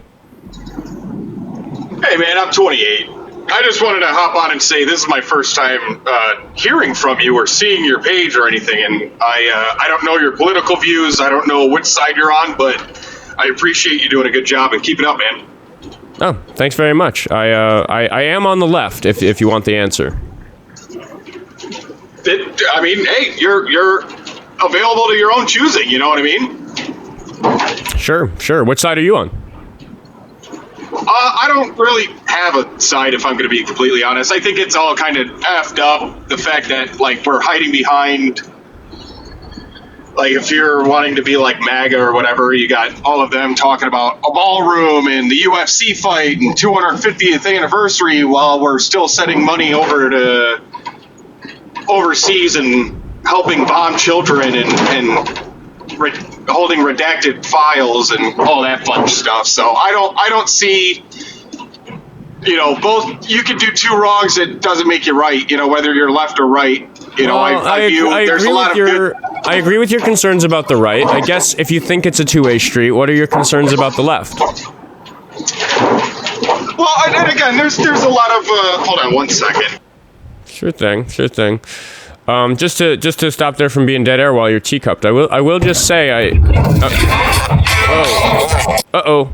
Loud! Don't get me copyright struck with music. I'll have to clip the section. Sorry about that. I don't know. Every time I connect from Bluetooth, it always plays my music. My bad. Oh, sure. No worries. I can cut it out. We do have a lot of background noise. Are you in a car? I am. I'm sorry. Hold on one second. Let me get my headphones in.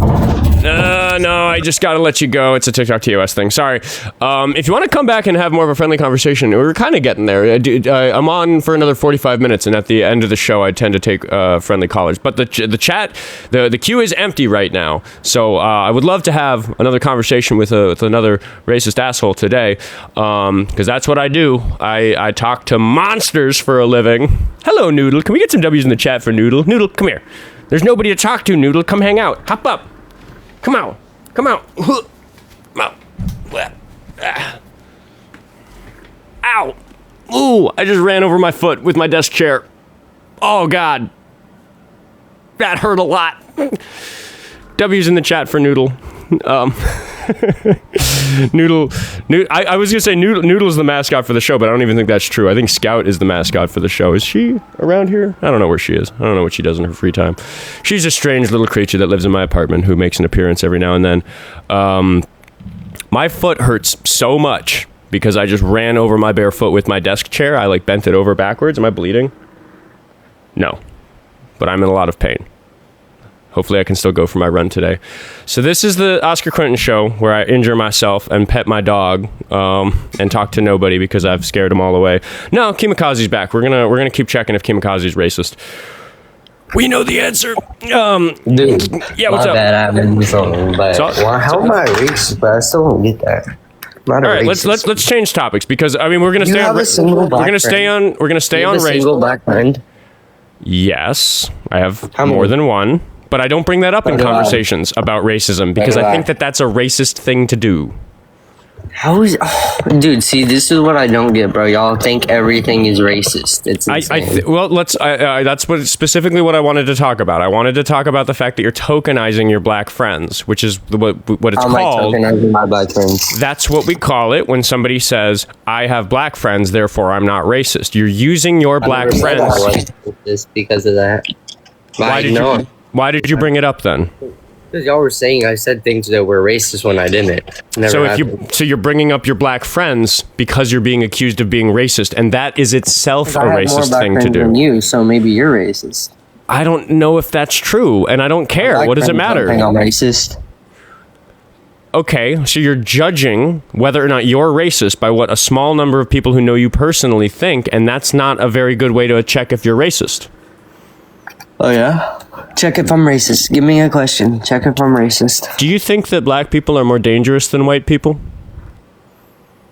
Meaning, like, in what type of way? I mean, Any type of way you can we could conceive of. equally both be dangerous, but Could it's be. not I'm that asking hard. I'm asking what you think. I mean, yeah, there's definitely some that are pretty dangerous. There's also some white people who are pretty dangerous. I mean, can go either way. Okay, so do you think it matters if a person's white or black, how dangerous they're likely to end up in their life? No. Okay. It just depends on where you choose to go with your life, right? Okay, so I am going to bring us back to what we just spent 5 or 10 minutes a few minutes ago talking about, which is why were you so concerned about the arrest rates of African Americans if you don't think they're more dangerous? I was literally talking about the white people too. What are you talking about? I was talking about both. The whole conversation was about how black people get arrested more than white people do, which is true, by the way. 'Cause that's a fact. That's a fact. Right. Why were you bringing that up if you don't think that black people are more dangerous than white people? They definitely commit more crimes than white people do. That seems less obvious because the arrest numbers are closer than we initially thought, and we never really got to the bottom. We originally thought, because I said the wrong numbers, that we were thinking black people were better. Yeah, we corrected that. The numbers Originally. were so corrected. wrong that I noticed that the disparity was way too in my favor. That didn't make sense at all. So they are in the same ballpark. One of the numbers is twice as big as the other, and that's bad if we do the proportional math. What I then said, we got to this part of the conversation, and this is where you left for a while because you had to go do something. Why are you looking at the arrest rates instead of the conviction rates, and in consideration of potentially You want to look at the exoneration conviction rates? rates? Can you look them up for me? I want you to answer the question. Why is it not? I don't know. I just picked one and we went with it. Okay, but do you recognize why it would be important to look at convictions instead of arrests? I mean, both can work, right? No. I mean, sometimes people can get arrested for not doing anything. So I really, I know we're going to feel like we're talking in circles here, but I just really need to get you to understand. You said that you believe that in our legal system, a person should be innocent until proven guilty, right? No, not really. I mean, there's a lot of cases that definitely weren't that way. But yeah, in the main thing, yeah, you're innocent until proven guilty. Yes. Right. So, but what I'm pointing out is that if, hypothetically, police officers, just because they're assholes, arrested more black people. Wait, you don't like police officers? I don't happen to like police officers, but I'm speaking hypothetically so that we don't actually have to talk about any facts of the matter. I just want to get your understanding about the types of numbers we're looking at. Do you understand that it's possible that if police officers, for whatever reason, had a nasty habit of disproportionately bothering black people, they would arrest more of them for lesser crimes, especially because of something called discretionary policing, where police officers get to decide if they arrest you. I might get pulled over And they might say, hey man, you know, your load isn't secured very well, your license is 3 days expired, blah, blah, blah, blah, blah. This adds up to an arrest. We could arrest you and take you downtown and lock you in a prison cell. But you know what? According to your driver's license, you are 4 blocks away from your house. Sir, we are just going to let you drive home. Please get your paperwork sorted out and please buy more ratchet straps so that your load is better secured. We'll follow you home to make sure your load is safe. A police officer might choose to do that out of the goodness of his heart. That same police officer might arrest a black guy for doing the same thing if, hypothetically, that police officer is racist. Do you understand, just hypothetically, that that sort of police officer, if such a police officer was a common type of police officer, could really inflate the arrest statistics for African Americans? A little bit, maybe, but he could also be the same for white people. He could. Why don't we make that hypothetical? Hypothetically, if the police officer was doing that to white people, if all the police officers were doing that to white people, we'd come to the same conclusion, which is that we shouldn't look at arrest data. We should look at conviction data. Okay. Mm-hmm. Do you understand? That doesn't really happen, so we don't need to. It doesn't happen with white people, so we don't need to, or it doesn't happen at all, so we don't need to? No, it doesn't happen at all. Like, the police officers don't do that. Are you asserting that there are no racist police officers? I mean, there might be one every once in a while, but that doesn't mean they're just going to arrest somebody for no reason. What I'm telling you, so now we're going to stop talking about the hypothetical, because we are just going to talk about the situation in America. Just that you're wrong. Police officers disproportionately make less favorable decisions when they are dealing with black people than when they're dealing with white people. You know about George Floyd? Yeah. What do you think about that? I think that if somebody knelt on you for 9 minutes, you might die. Well, you do realize he was already overdosing, right? And he was resisting arrest, right? Even if both of those things are true, does that mean that the police officer should have rendered him aid so that he was saved from his overdose? Or should the officer have kept kneeling on his neck until he died? He didn't. How would he know? Just so you know, while there was a substance that you can overdose on in his system, it was not his cause of death as ruled by the autopsy report, and it just wasn't enough for it to be an overdose. That's a lie that you've been told by somebody. I don't know who. Who was I lied to and told that by? I don't know who told you that. It happens not to be true. I live very close to where George Floyd was murdered. I was here when the riots happened. I didn't participate. I didn't break anything or burn anything, but I was out in the crowd. I was in the street, so I did watch that police station burn down. You're talking about the police station that is the police station that for the jurisdiction that I live in. It's like my local police station. It's a very, very close to home story for me. I was here for it. So you were there. You were there when everything happened. I wasn't there when George Floyd died. I was in the neighborhood because I live here. You live by where George Floyd died at? I live a few blocks away from where Alex Pretti was murdered. It's the same neighborhood. You could, from Alex Pretti to Renee Good to George Floyd Square. You could. You do realize that the need to the wherever is like that's what they're taught to use to. No. And what do you mean no? Yes, it's a part of their. The 3 cases I just brought up, these people who've been killed by law enforcement officers in my neighborhood, Renee Good, Alex Pretti, and George Floyd, they're all people where if you look at the video of these deaths happening, because there's video of all 3 of them, the officers involved very specifically violated the rules they're supposed to follow for use of force. It's just not how they're supposed to operate. If they'd been following the rules, those 3 people would still be alive. Well, if the people would have also followed the rules, they would still be alive too. Do you think that if you break a rule, you're supposed to die? I think if you're resisting arrest and you're acting crazy and you're under drugs and you're being insane, and you get yourself killed, then it's your fault. Stay home or die? Is that what we're doing today? I mean, I've never had any slip ups with the police. Have you? Mm-hmm. You have? What happened? I'm pretty educated on police use of force and the things that they are allowed to do and allowed not to do. And I consider myself these days a bit of an expert on exactly how to behave with police officers and law enforcement generally in a way that accomplishes what I'm trying to accomplish with minimal risk to my safety. That gets really hard with ICE agents because they don't follow their rules. They don't follow their rules for use of force very well, which is why it's not very easy to engage with an ICE agent without being assaulted for a reason. That's a violation of my civil rights. So yeah, I have a lot of experience dealing with the sorts of situations that these three people were in. And what I would argue broadly is that if you were in one of these situations, you'd be dead before you knew it. You wouldn't even live long enough to know the mistake you made. Dude, that's insane. I don't think it is. They put themselves in those situations. Right.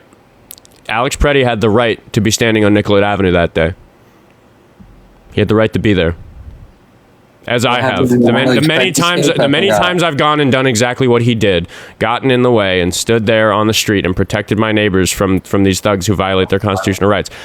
Yeah, like you have the right to go and do that. There's a lot of ways that people engage with these law enforcement officers that's constitutionally protected, and in particular with Alex Pretti. He Renee Good was like in a car blocking a lane of traffic. She wasn't even blocking the entire street. She was trying to like wave the officers past. Yeah. So there is that whole argument about an officer. Actually, I don't think that that's true at all. But what I'm saying is that there is at least that argument that makes it muddy. On the camera, you can see her driving at the officer.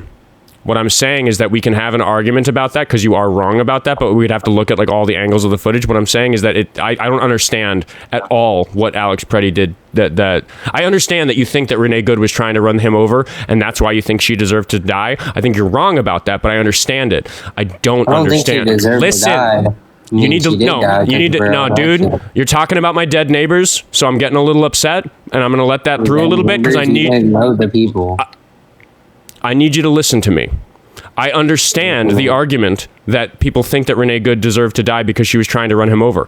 I don't think she was trying to run him over. I think that's wrong. I think it's a bad argument, but it is at least an argument. What I'm saying, this is the part 2 that I need you to listen to. I genuinely don't understand why people think Alex Pretti deserved to die. I don't know. I can't look at the footage and think, where's the thing he did that is the reason all these people think he deserved to be shot 10 times? Because we can look at the Renee Good footage and go, people think her driving away was her trying to run that guy over. I have great arguments against that. I've done the footage breakdown. I've sat and looked at the frame by frame from every angle that exists, and I think those people are wrong, but I at least understand the argument. I don't understand why Alex Pretti died. I don't understand why you think it was okay for him to be shot 10 times. I don't understand where he made a mistake so grievous that you think his life didn't matter anymore. And don't tell me that it was because he was carrying a gun, because if you don't believe in the Second Amendment, we can just go right back to talking about the fact that you aren't a patriot and you don't believe in the Constitution. Dude, I literally carry myself. What are you talking about? Then I hope an ICE agent doesn't see that gun and shoot you for no fucking reason. I really hope that doesn't happen to you, and I fear that it will. It's not gonna... Dude, I'm not gonna be sent back to where we're not gonna be dealing with ICE agents, dude. You don't know that. They're hiring more of them. They're sending them to more places. I lived here through it. I lived here through Metro Surge, and it was chaotic and terrifying, even if you weren't going out there and trying to engage with them. I went out there and engaged with them on purpose to protect my neighbors from them, because I would rather die than another mother who has kids to care for. I have a plan for my pets if an ICE agent kills me. They have homes to go to. Dude, nothing's gonna happen to you unless you act delusional, bro. You keep calling it delusional if you don't agree with it, but you're just not making any good arguments. If you act insane, because you don't have any good arguments. We're talking about behavior. What is the action that Alex Pretti took that made it such that he deserved to die? What thing did he do that was so wrong? Which he was the one who was helping some girl who they were trying to get, who wasn't even his business, right? When you say, I think you're thinking of the correct case, but when you say that they were trying to get her, what does that mean? She wasn't under arrest. She wasn't. They were pushing her to the ground, and they shoved her over, and he tried to help her up, and he put his body between. Why is he getting involved in that with a gun on Because when I see somebody who's assaulted by a law enforcement officer for no reason, I would much prefer that law enforcement officer assault me than them, so I get myself in the way, and that's exactly what Alex Pretti was doing, which is why when because she was clearly doing something. something. Clearly doing what? What was she doing? I don't know exactly what she was doing, but she was clearly doing something. Was she not? She was upset about what the ICE agents were doing, but you're just exactly. Inventing the fact that you're supposed to. So a person is supposed to be killed for helping you if you're upset. He shouldn't have been helping her. That was his fault for getting involved in something that didn't even have anything to do with him, and he had a gun on him. Why would he get involved? It's insane. Do you think it's possible for the government to misbehave in such a way that people should intervene? Yeah. Okay.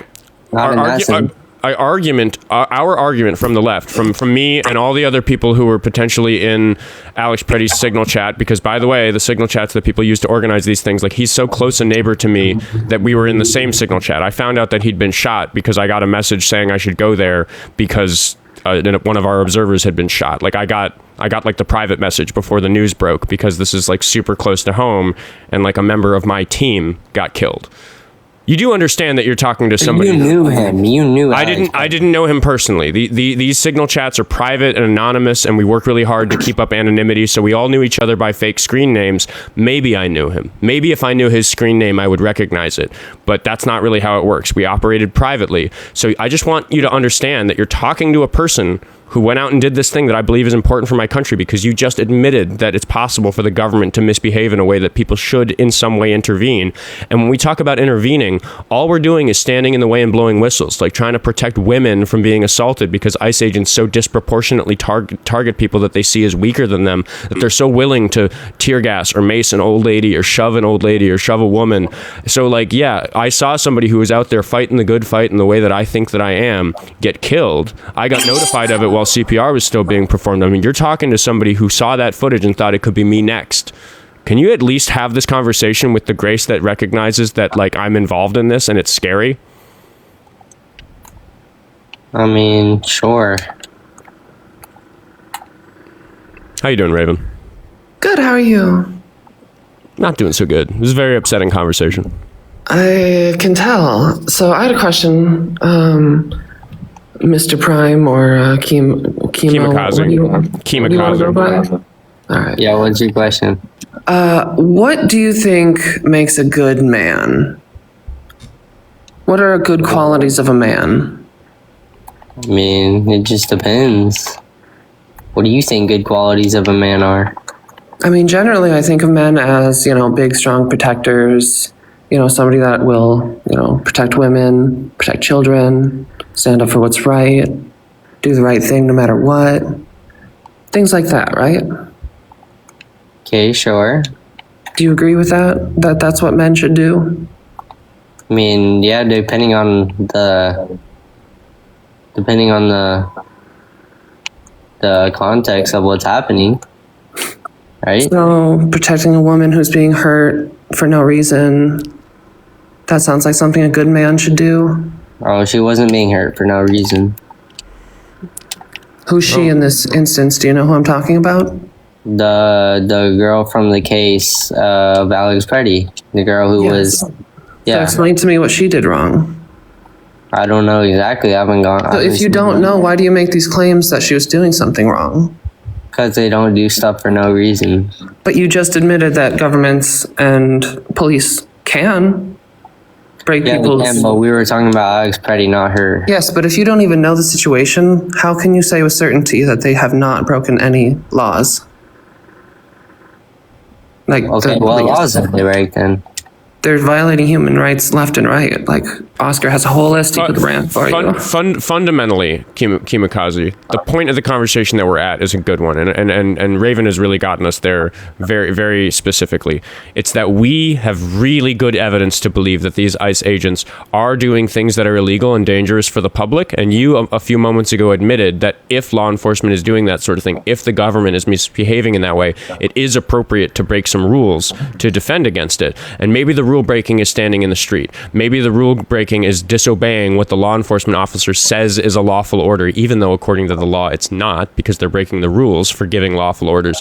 What we are arguing is what happened in Minnesota with Metro Surge and what continues to happen here to a lesser degree, because they still are here in a weakened form. we are arguing that there's loads and loads of evidence of these ICE agents doing exactly the sort of thing that you admit would make it okay for Alex Pretti to behave in the way that he did. But you don't look at evidence. You're not willing to look at footage. You're going to call it AI. You don't think that Artemis went to the moon because you think it's AI footage. So there's no explaining to you that we can't. Hold on. If you've seen the footage, why do you keep saying that you have no idea of the situation? I've never said that.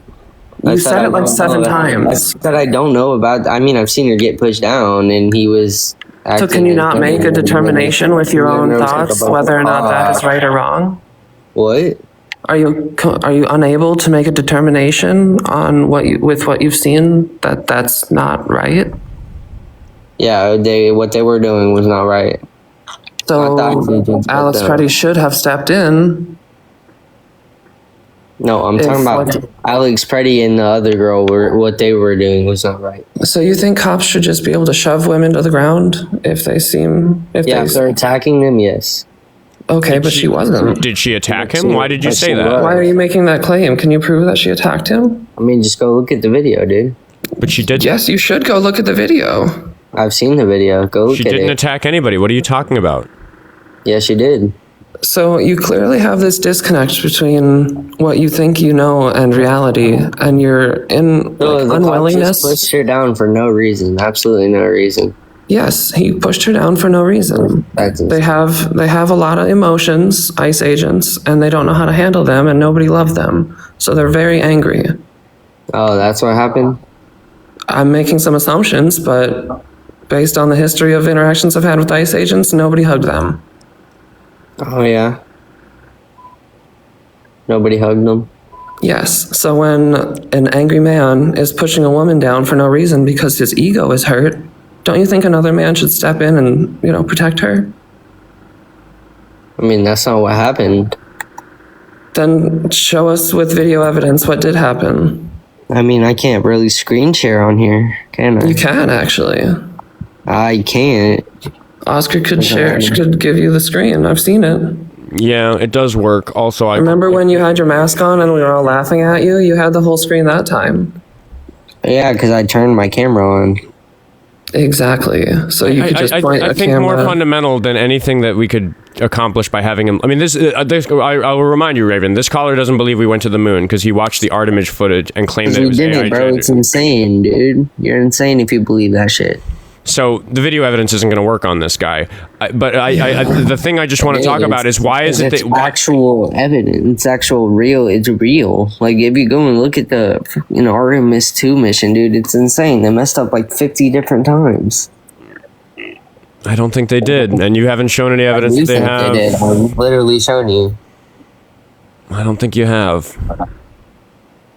You just call it. You just call everything insane or delusional if you disagree with it, and you just still, this is the caller that only says that evidence is real if it already approves what he already He listens to smart people who aren't delusional. That was the conversation. Right. Yeah. And he is the sole determining factor for delusion. Right. He just glances at something. I know y'all are friends and y'all like to gang up on people, but I don't roll that way. Raven rescued me because she could tell I was getting emotional about the fact that you were talking about somebody who very well could have been me dying, and you just don't care, and that really hurt. That wasn't you, bro. Also, yeah, speaking of which, I also wanted to bring up a comment. I'm getting emotional because that could have been me too, bro. You've been emotional this whole time, being unable to face reality. It is an emotional state. It's called cognitive dissonance. Reality? What are you talking about? You've had cognitive dissonance since the moment you came up here. That's an emotional state. But anyways, you made a comment about why should he care because he doesn't know Renee Good, Alex Pretti, and George Floyd. And so is your intelligence. But here we are. Oscar, so you made a comment. Your mic is terrible. You made a comment that Oscar didn't personally know Renee Good, Alex Pretti, and George Floyd. But why does that matter? He doesn't. Why does that matter? He doesn't matter, but he was talking about so why would you say it? Unless you're just an immature child. Same area as her, but I could have gotten emotional over it too. Do you think I know everybody in the United States when I signed up to serve this country? I don't think you know many people at all. God, you have literally no skills in debate. Raven is a veteran. That's what she was getting at. Raven served our country. Yes, I am a veteran. Do you think when I signed the dotted line to go serve that I knew every single person in America? No, I still don't think you knew a lot of people. Regardless, does that diminish the act of signing up to go serve? Does that make it less honorable? How'd you go and serve for our country and then now you act like this? It's just, I'm not gonna... Because I've served for this country. I signed up to fight fascism, not suck its dick.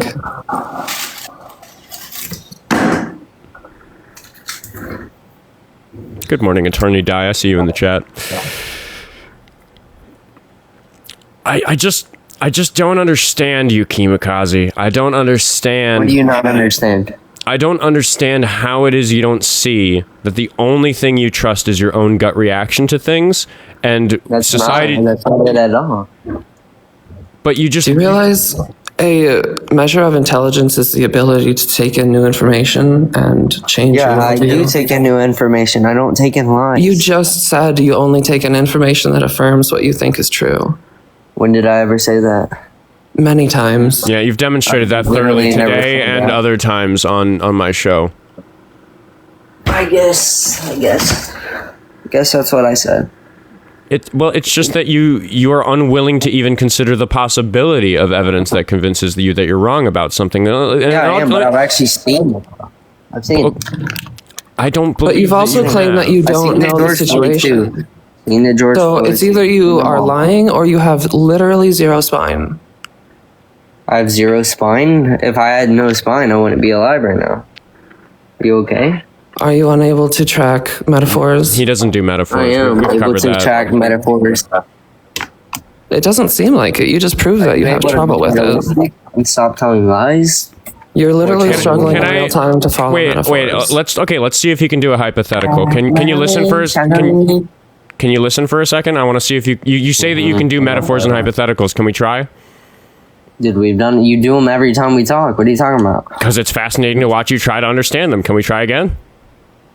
Oh, go, big dog. Go, okay, Mr. so Oscar. here's a hypothetical. I just need a little information from you to make it land for you. Who is the woman in your life that you care most about? Is it your mother, like a sister? Do you have a girlfriend? Like, just pick somebody. I'll go with my mom. Okay, so in my hypothetical, you're walking down the street with your mom. And as you're walking down the street... You start saying some weird shit, bro. Like that ass. Don't say some weird shit. It's just, it sounds like we're struck a chord by bringing your mom into it. That's exciting for me, because that's why I did that. So we are going to talk about a hypothetical where you're walking down the street, and a police officer comes up to you, and without saying a word, without saying anything, without saying hello, just shoves your mom right over, falls on her butt, and she goes, "Ow! That hurt!" What do you do? Say, Mom, just lay there and don't say anything. When did MAGA wet dreams become cucking for police? Yeah, dude. That wouldn't happen, though. It's hypothetical. There it is. There it Only in is. hypotheticals you cuck for police? No, because it wouldn't happen. Just like it didn't happen to that one girl. It didn't happen. That's what a hypothetical is. This is the whole point of asking you to track a hypothetical. Is I'm asking you how you would behave if it would happen, but you're actually just behaving in the way that you listen. Use your listening ears. I need to explain what's going on in the call right now. If it were to actually happen, I would pew the cop. I think that's much more dramatic than what Alex Pretti did when a law enforcement officer shoved a woman over onto her butt for no reason. Oh, yeah, that's what happened. No reason at all. So you are justifying Alex Pretti dying, but you think if you pull a gun on a cop, that's justified? Yeah. If it's over my mom, yeah. And you don't realize how over my that makes mom, you yeah, I'm stupid. stepping in, but a random person, I'm not. Especially if I have a gun at a Trump rally. We don't actually know if Alex Pretti knew that woman. He could have. He didn't. Why are you asserting that? Because it's insane. You didn't know her and he was just being stupid. All I said is that he could have known her. but We don't again- know. And you're saying that he didn't. Like, you're Why the one does making... knowing her matter? Do you Also only that. care about women that you know, or do you care about protecting all women? I only care about. I'm not gonna step into something when I have a gun on me in a Trump rally. Yeah, I'm saying, when did the vision of a good man crumble into a cup? Especially for crazy women like you? No. Well, I mean, maybe that's the difference between you and me, Keemokazi. That I'd die for a stranger and you wouldn't. I would die for a stranger if they're a good person. Yeah, 100%. How would you know a stranger's a good person? By telling how they act. If someone's acting insane, I'm not helping them. They're a stranger. I know my wife knows somebody that she knew him his whole life. You're married to he was the sweetest person in the world, and then he ended up killing him. Yeah, I'm literally gay. Oh, nice. That explains it. Yeah, that also, you're projecting how stupid you actually are and how immature you are. I am. How am I stupid? If you think being gay affects somebody's quality of character, you're just not necessarily, how stupid you are. It's just y'all seem to all act the same. I don't know why. We all do? That sounds like a stereotype. Do you want to dive deeper into that? I met some gay people who are actually chill, and then there's people like you who aren't. They're like the type to rub it in your face type, you know? You know what I'm talking about? You literally didn't know for the last 4 times we've talked on this call, but now you know, and apparently now you're shoving it down your throat. I can tell by looking at you. You sure sounded surprised. I wasn't too surprised. I just made a comment about it. I think we could run it back where you could clearly tell you didn't know and it was new information to you. Yeah, you're accusing Keemokazi. You're accusing. Shut up and listen. You're accusing Raven of. Excuse me, I'm talking. You're accusing Raven of rubbing it in your face when literally all that happened is that Raven, in passing, mentioned their wife. Oh, so you're married to a woman? Nice. Congrats. Can you address the point? What was the point? Why did you accuse Raven of rubbing it in your face when literally all they did is they just were telling an anecdotal story, which I know is actually one of the few things you actually value as evidence for some reason. Hey, and they mentioned their wife. People, I never said all. I said y'all act like, because y'all all act like, you know, weird, you know, like all the same kind of, you know. Now, to explain, how have I done that? I mean, just by how you're talking, like. How have I, like, in what way? How do gay people act? I mean, they act like zesty. They're like, oh my gosh, I'm gay, I like boys. That's how y'all act. Have I said any of those things? No, but you probably do. Well, Raven actually likes girls because she's gay, not boys. I'm bisexual, actually. So, I actually, if we really want to get into it, you're married, but you're bisexual. That's crazy. You're married to a woman, but you're bisexual. I mean, you got to pick, right? One, right? Dude, eventually, you land on one side of the coin. You should be married, right? You can still be attracted to people if you're married, and we haven't even talked. We haven't even dipped into polyamory. Yeah, y'all are crazy. Why does it matter to you how Raven spends her free time? Like why does it matter to you what's going on in Raven's life? You are literally the one asking and diving into this topic. What do you mean asking? I, in passing, mentioned I had a wife, and you decided to make it the conversation point. Congrats, you're married. Congrats. But just why is it? I mean, do you also want to talk about my sexual preferences for men and what I like to do with men? Is that what you want to go to next, or are you going to keep this conversation normal? You don't do anything with men if you're married to a woman. Like what? Clearly, somebody doesn't know what polyamory is. Do you know what polyamory is? It's where y'all are married, but y'all still date other people. Yes. Mm-hmm. That's just weird, though. It's not real. It's not real love. It's not real. Hey, yeah. You cannot comprehend of such freedom. I'm sure you and Oskar get on good together, don't y'all? I was waiting for that accusation. Made it farther than I thought we would, Raven, before people started. Out of the people in this conversation, one of you two definitely has a better shot. That's for sure. You can already tell. You two drug what does it matter? Like, what does it matter? Like, I could tell you that Raven sucked my dick this morning. It wouldn't happen to be true, but what difference does it fucking make? It wouldn't change anything. Like, it's nothing. That definitely happened. I can tell. Even if it did, how does that affect? Yeah, like, who cares? What does it matter? What does it matter? What are you talking about? How does it Hey, matter? Jesse, Oscar and Raven aren't just friends. We're in a polycule, remember? That's right. We're making that happen. We're going to make that rumor work. W polycule. Oh, y'all are gonna have a great time together, huh? That's, I mean, like, it would be fun. as much as we're kind of just like riffing because talking to you is fucking impossible and nothing matters.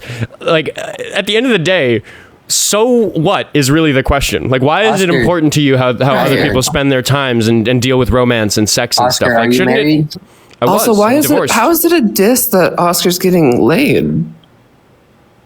I mean, by you, it's honestly sad. I mean, he was with 3 beautiful women last night. I am getting some jealous looks rolling up at the bar with all the cuties, but thanks for that, Raven. Oh yeah, I'm sure, bro. I'm sure they didn't look just like Raven, did they? One of them looked exactly like Raven. Because it was Raven. Hi, it's me. Raven popped as hell, so no surprise. I mean, I do get complimented at least 4 times a night when I go out to the bar. Well, Okay. Wait, I mean, we've talked a lot about our private lives. How's it going for you, Keem? How's your sex life? Great. Hey, I got a question for you. Do you think that like a threesome is like a sexual goal of yours in the future? No, I think that's disgusting. Okay, at least you have some morals and like lines. Because that would have been funny if you would have said yes. So you're telling? Wait, no. I don't believe him. I don't believe that if 2 beautiful women asked keemokazi to be in a threesome, he wouldn't say yes. I'm gonna go with yeah as well. I'm not insane like you are.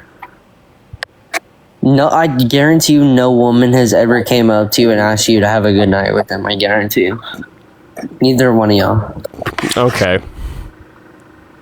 Oscar, So we're going back to assumptions, huh? Oscar, has that ever happened to you? Yeah. Oh yeah, they did it. Oh yeah, tell me exactly how it happened. I mean, you can just go Google. What is with your cock fantasies, dude? If you want to get aroused, you can go just watch some videos on the internet. You don't need to do it by talking to me. Google is free. You can just go Google. Wait. I want to check if keemokazi remembers how old I am. Do you know how old I am, keemokazi? Like 70. You gonna give a serious answer? You're like 70. Like, give a real answer. Like, how old do you actually think that I am? 40. Display that you're able to be an adult for a second. Yeah, just like you've taken up most of the show today. I'm fine with that because you're entertaining. This is more of an entertaining show than a productive or educational one. But like, just like seriously, dude, like how old do you actually think that the person you're talking to is? Because I consider age when I'm talking to a person. You look like you're probably 40. Okay, I'm 30. So you're 18, right? You're freshly 18. You turned 18 in February. I did. Why are you like dogging on a 13-year-old's sexual history when you don't know anything about me? Like, why is that important to you? Like, why? Like, do you think that you look good in a call as an 18-year-old telling a 30-year-old that they've never slept with a woman? No, I just know. How do you know? That's always the question with you, isn't it? How do you know? Because I can just tell by looking at you. I mean, I thought you were 40, dude. Okay. It's funny because almost every other caller thinks he's like 24. Oh, nice. I mean, he looks sad right now. I'm sad. I mean, he's talking to you. Yeah. So. I am sad. I'm reasonably sad. Yeah. Sad that there are so many people like you. It's very sad. Speaking to a person of such low intelligence is actually really sad because it makes me sad for the future, knowing that you have the right to vote. Oh, yeah. Doesn't make you sad. Well, it makes me sad knowing you have the right to vote. Why is that? What have I demonstrated? A lack of understanding. You're a lesbian. You're a lesbian. I don't want to hear it. So just being gay means I shouldn't be able to vote? Yep. Do tell. Extrapolate. You have some gay friends. Why don't you go tell them? I don't have gay friends, actually. I do not have any gay friends. So you were just lying.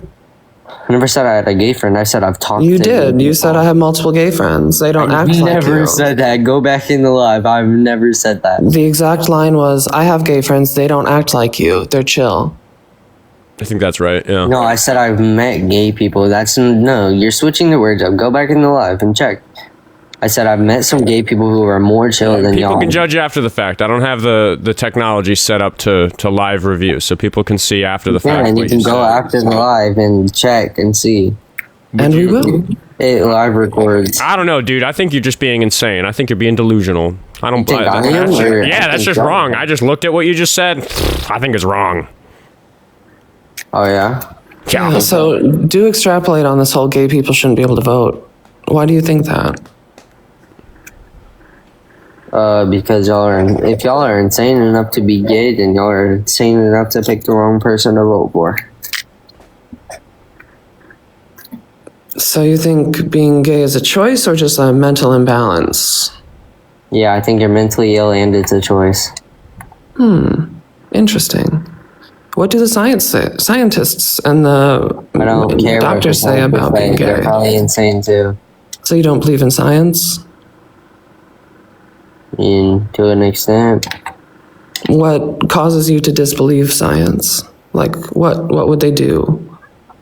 What do you mean, what would they do? What are you talking about? For the doctors that claim that being gay isn't a mental illness, what did they do that caused them to go astray? He got the harassment and bullying flag. Finally! Oh, man. How you doing, Raven? Doing good. That was kind of fun, if I'm not gonna. Yeah, I mean, you know, it's hard. It almost feels bad dunking on an 18-year-old, but when he's that just flagrantly ignorant and like harmful about it, then I stop caring. Yeah, and I do think it's productive to do the dissection, because as much as this show I think was mostly an entertainment episode, like people can watch this and be like, all right, this is what it's like talking to an 18-year-old who is like. I mean, when we talk about the Dunning-Kruger effect, the ability, like the thing where if you don't know something about a topic, it makes it easy to think you're knowledgeable about that topic. Like, he's a very fascinating case study in that, because he's highly confident that his thoughts are reasonable about all sorts of complicated things that he doesn't understand. And it's kind of interesting to just pick it apart and just be like, well, what do you mean? Like there were a couple of really fascinating jumps that happened today. Like, I think the one that stood out to me most is when he immediately said that the woman that Alex Pretti was protecting must have done something really terrible. She must have been attacking a police officer. She must have been under arrest or something, which is the sort of reasoning I hear a lot, because that really spotlights the fact that he's going into an analysis of Alex Pretti footage with this foundation of the police officers must be right. The law enforcement officers must be right. The ICE officers must be right. Therefore, the only explanations I can come up with are ones that are consistent with that. And the whole argument is that the law enforcement officers are in the wrong in the first place. So there's no discussing it. That's the brick wall that I'm talking to. Right, and that intellectual gap of officers can do wrong, but I refuse to believe that these ones could have. I made it his mother who got pushed over, and in that example, he immediately shot the police officer. Which makes me think he is just a narcissist. Yeah. Because he's unable to comprehend the situation outside of it affecting him, and I think it's deeper than just unable to follow a hypothetical. Yeah, I think he truly only considers his world. Yeah, the two things working here are narcissism and egocentrism, which are related. Yeah. But egocentrism is not necessarily bad. It's just childish. It's where you're not able to consider the worldview of other people. Much like the word ignorant, I'm using it in a very clinical sense here. When I just say, like, he literally isn't able to put his... Like, we can all imagine standing there and being Alex Pretti, like seeing what he's seeing. Oh my God, look at this lady to my left that got knocked over. This guy's coming from the right. To, like, you can visualize that.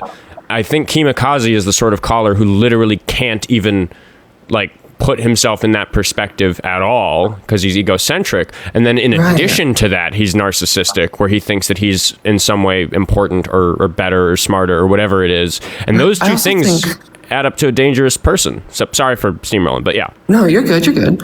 I also think he just has an absolute lack of empathy, which obviously plays into the whole narcissism thing.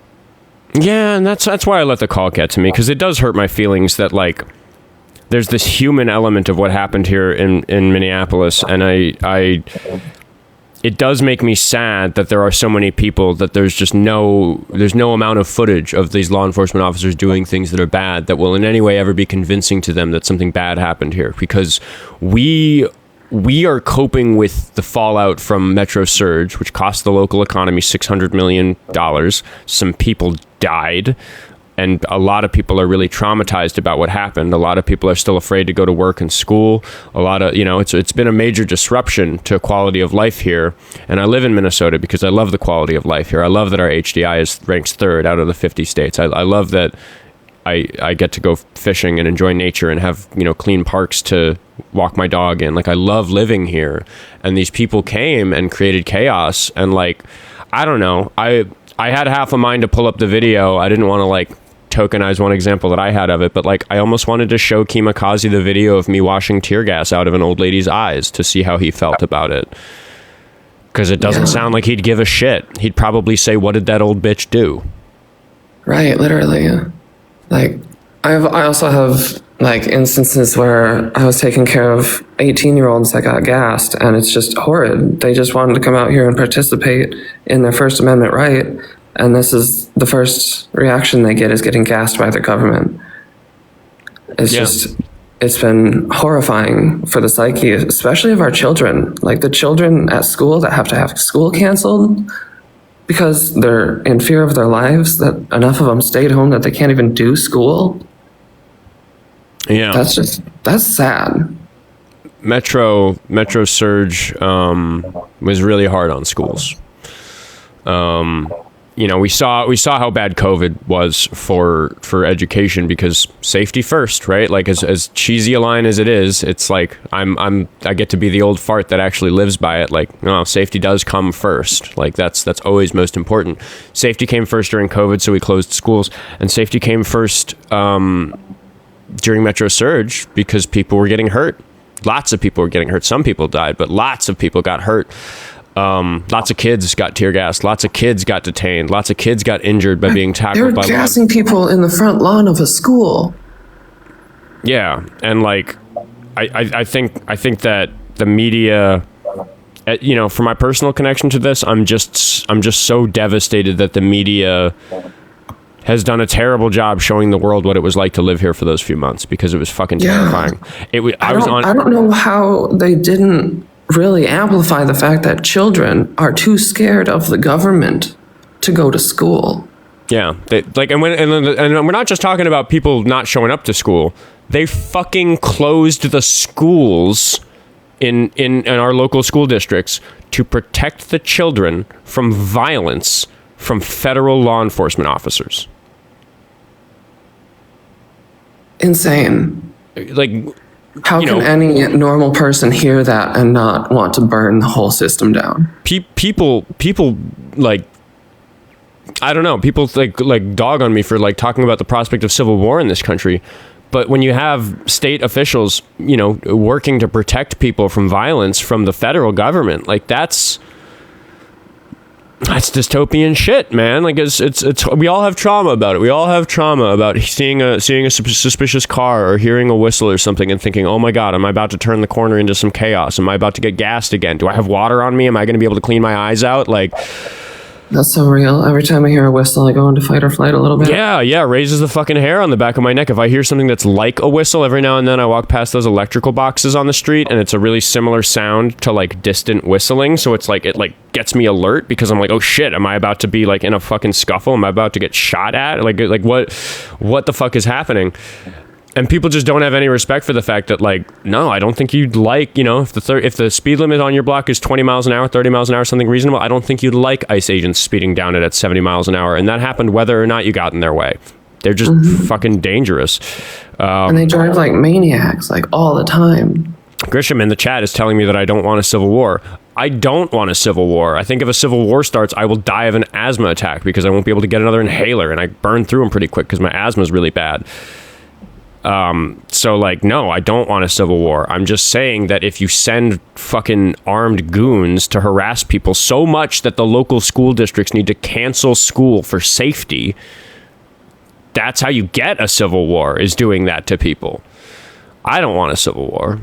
Of course I don't fucking want a civil war. I'm not stupid. War's bad.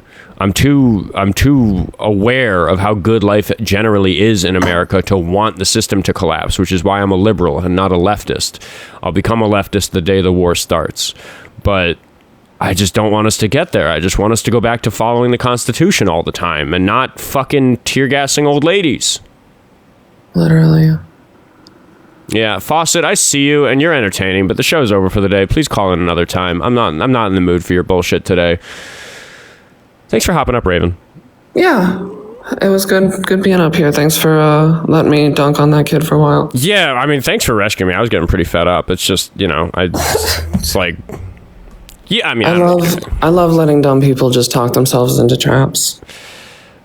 You did a fantastic job. I'll kick you for the algorithm. Yep. See you later. Bye, chat. Love you all. W's in the chat for Raven. And, oh, man. Thanks for hanging out to the end, guys. Interesting show today. I try to keep the shows diverse, and today we kind of just went down the keemokazi rabbit hole again, and I try to take a different approach every time I talk to him so that it's not too repetitive. But if you think I'm doing a good job and you like what I'm up to, you can go to the link tree in my bio and watch the show after the fact on YouTube. If you're watching the show after the fact on the YouTube right now, you can go to the link tree in my bio and follow me on TikTok and catch the show live from 10 to 12 Central Standard Time, unless otherwise noted in the TikTok description, because there's some days next week where the time will be different as I finish the last couple of shifts at my day job, which I have quit to run this show full time. So keep an eye on the TikTok description for that. Instagram is my primary place, or if you're on Facebook, you can follow me on there. None of those things cost you a dime, and they all support me. And if you have a dime you want to spare to help the show, to help me run the show, you can send that to my Venmo, Cash App, Buy Me a Coffee, or Patreon. Those are the pay methods I currently have set up. And it is people doing that makes it so that I can quit my job and do this 2 hours a day. And then immediately, as soon as I hit done on the recording, I stay at this desk for another few hours and I listen to the show all the way through, and I get the YouTube podcast uploaded, and I have to listen to every second of it again to get the clips out that are going to keep the show promoted to the degree that it is, because that's the work. That's the hours of work every day that's made it so that I can so quickly get to a place where I can do this as a full-time job, because let's see how much the number has changed since this morning. I went to bed with 56,000 Instagram followers. I now have 59,000 Instagram followers. It's fucking going nuts over there. So a lot of the people who are here watching have come over from Instagram, where the algorithm is really taking a liking to my flavor of clip. But it is very time consuming doing the work. So I really worked myself a little bit raw for a while producing the show, and I've gotten to a place now where I can kind of have a normal schedule and just treat this like a normal job, because I no longer have to work my other jobs. So thanks to everybody that made that happen. I'll see you guys tomorrow at 10 o'clock Central Standard Time, right here on TikTok Live. Have a good one.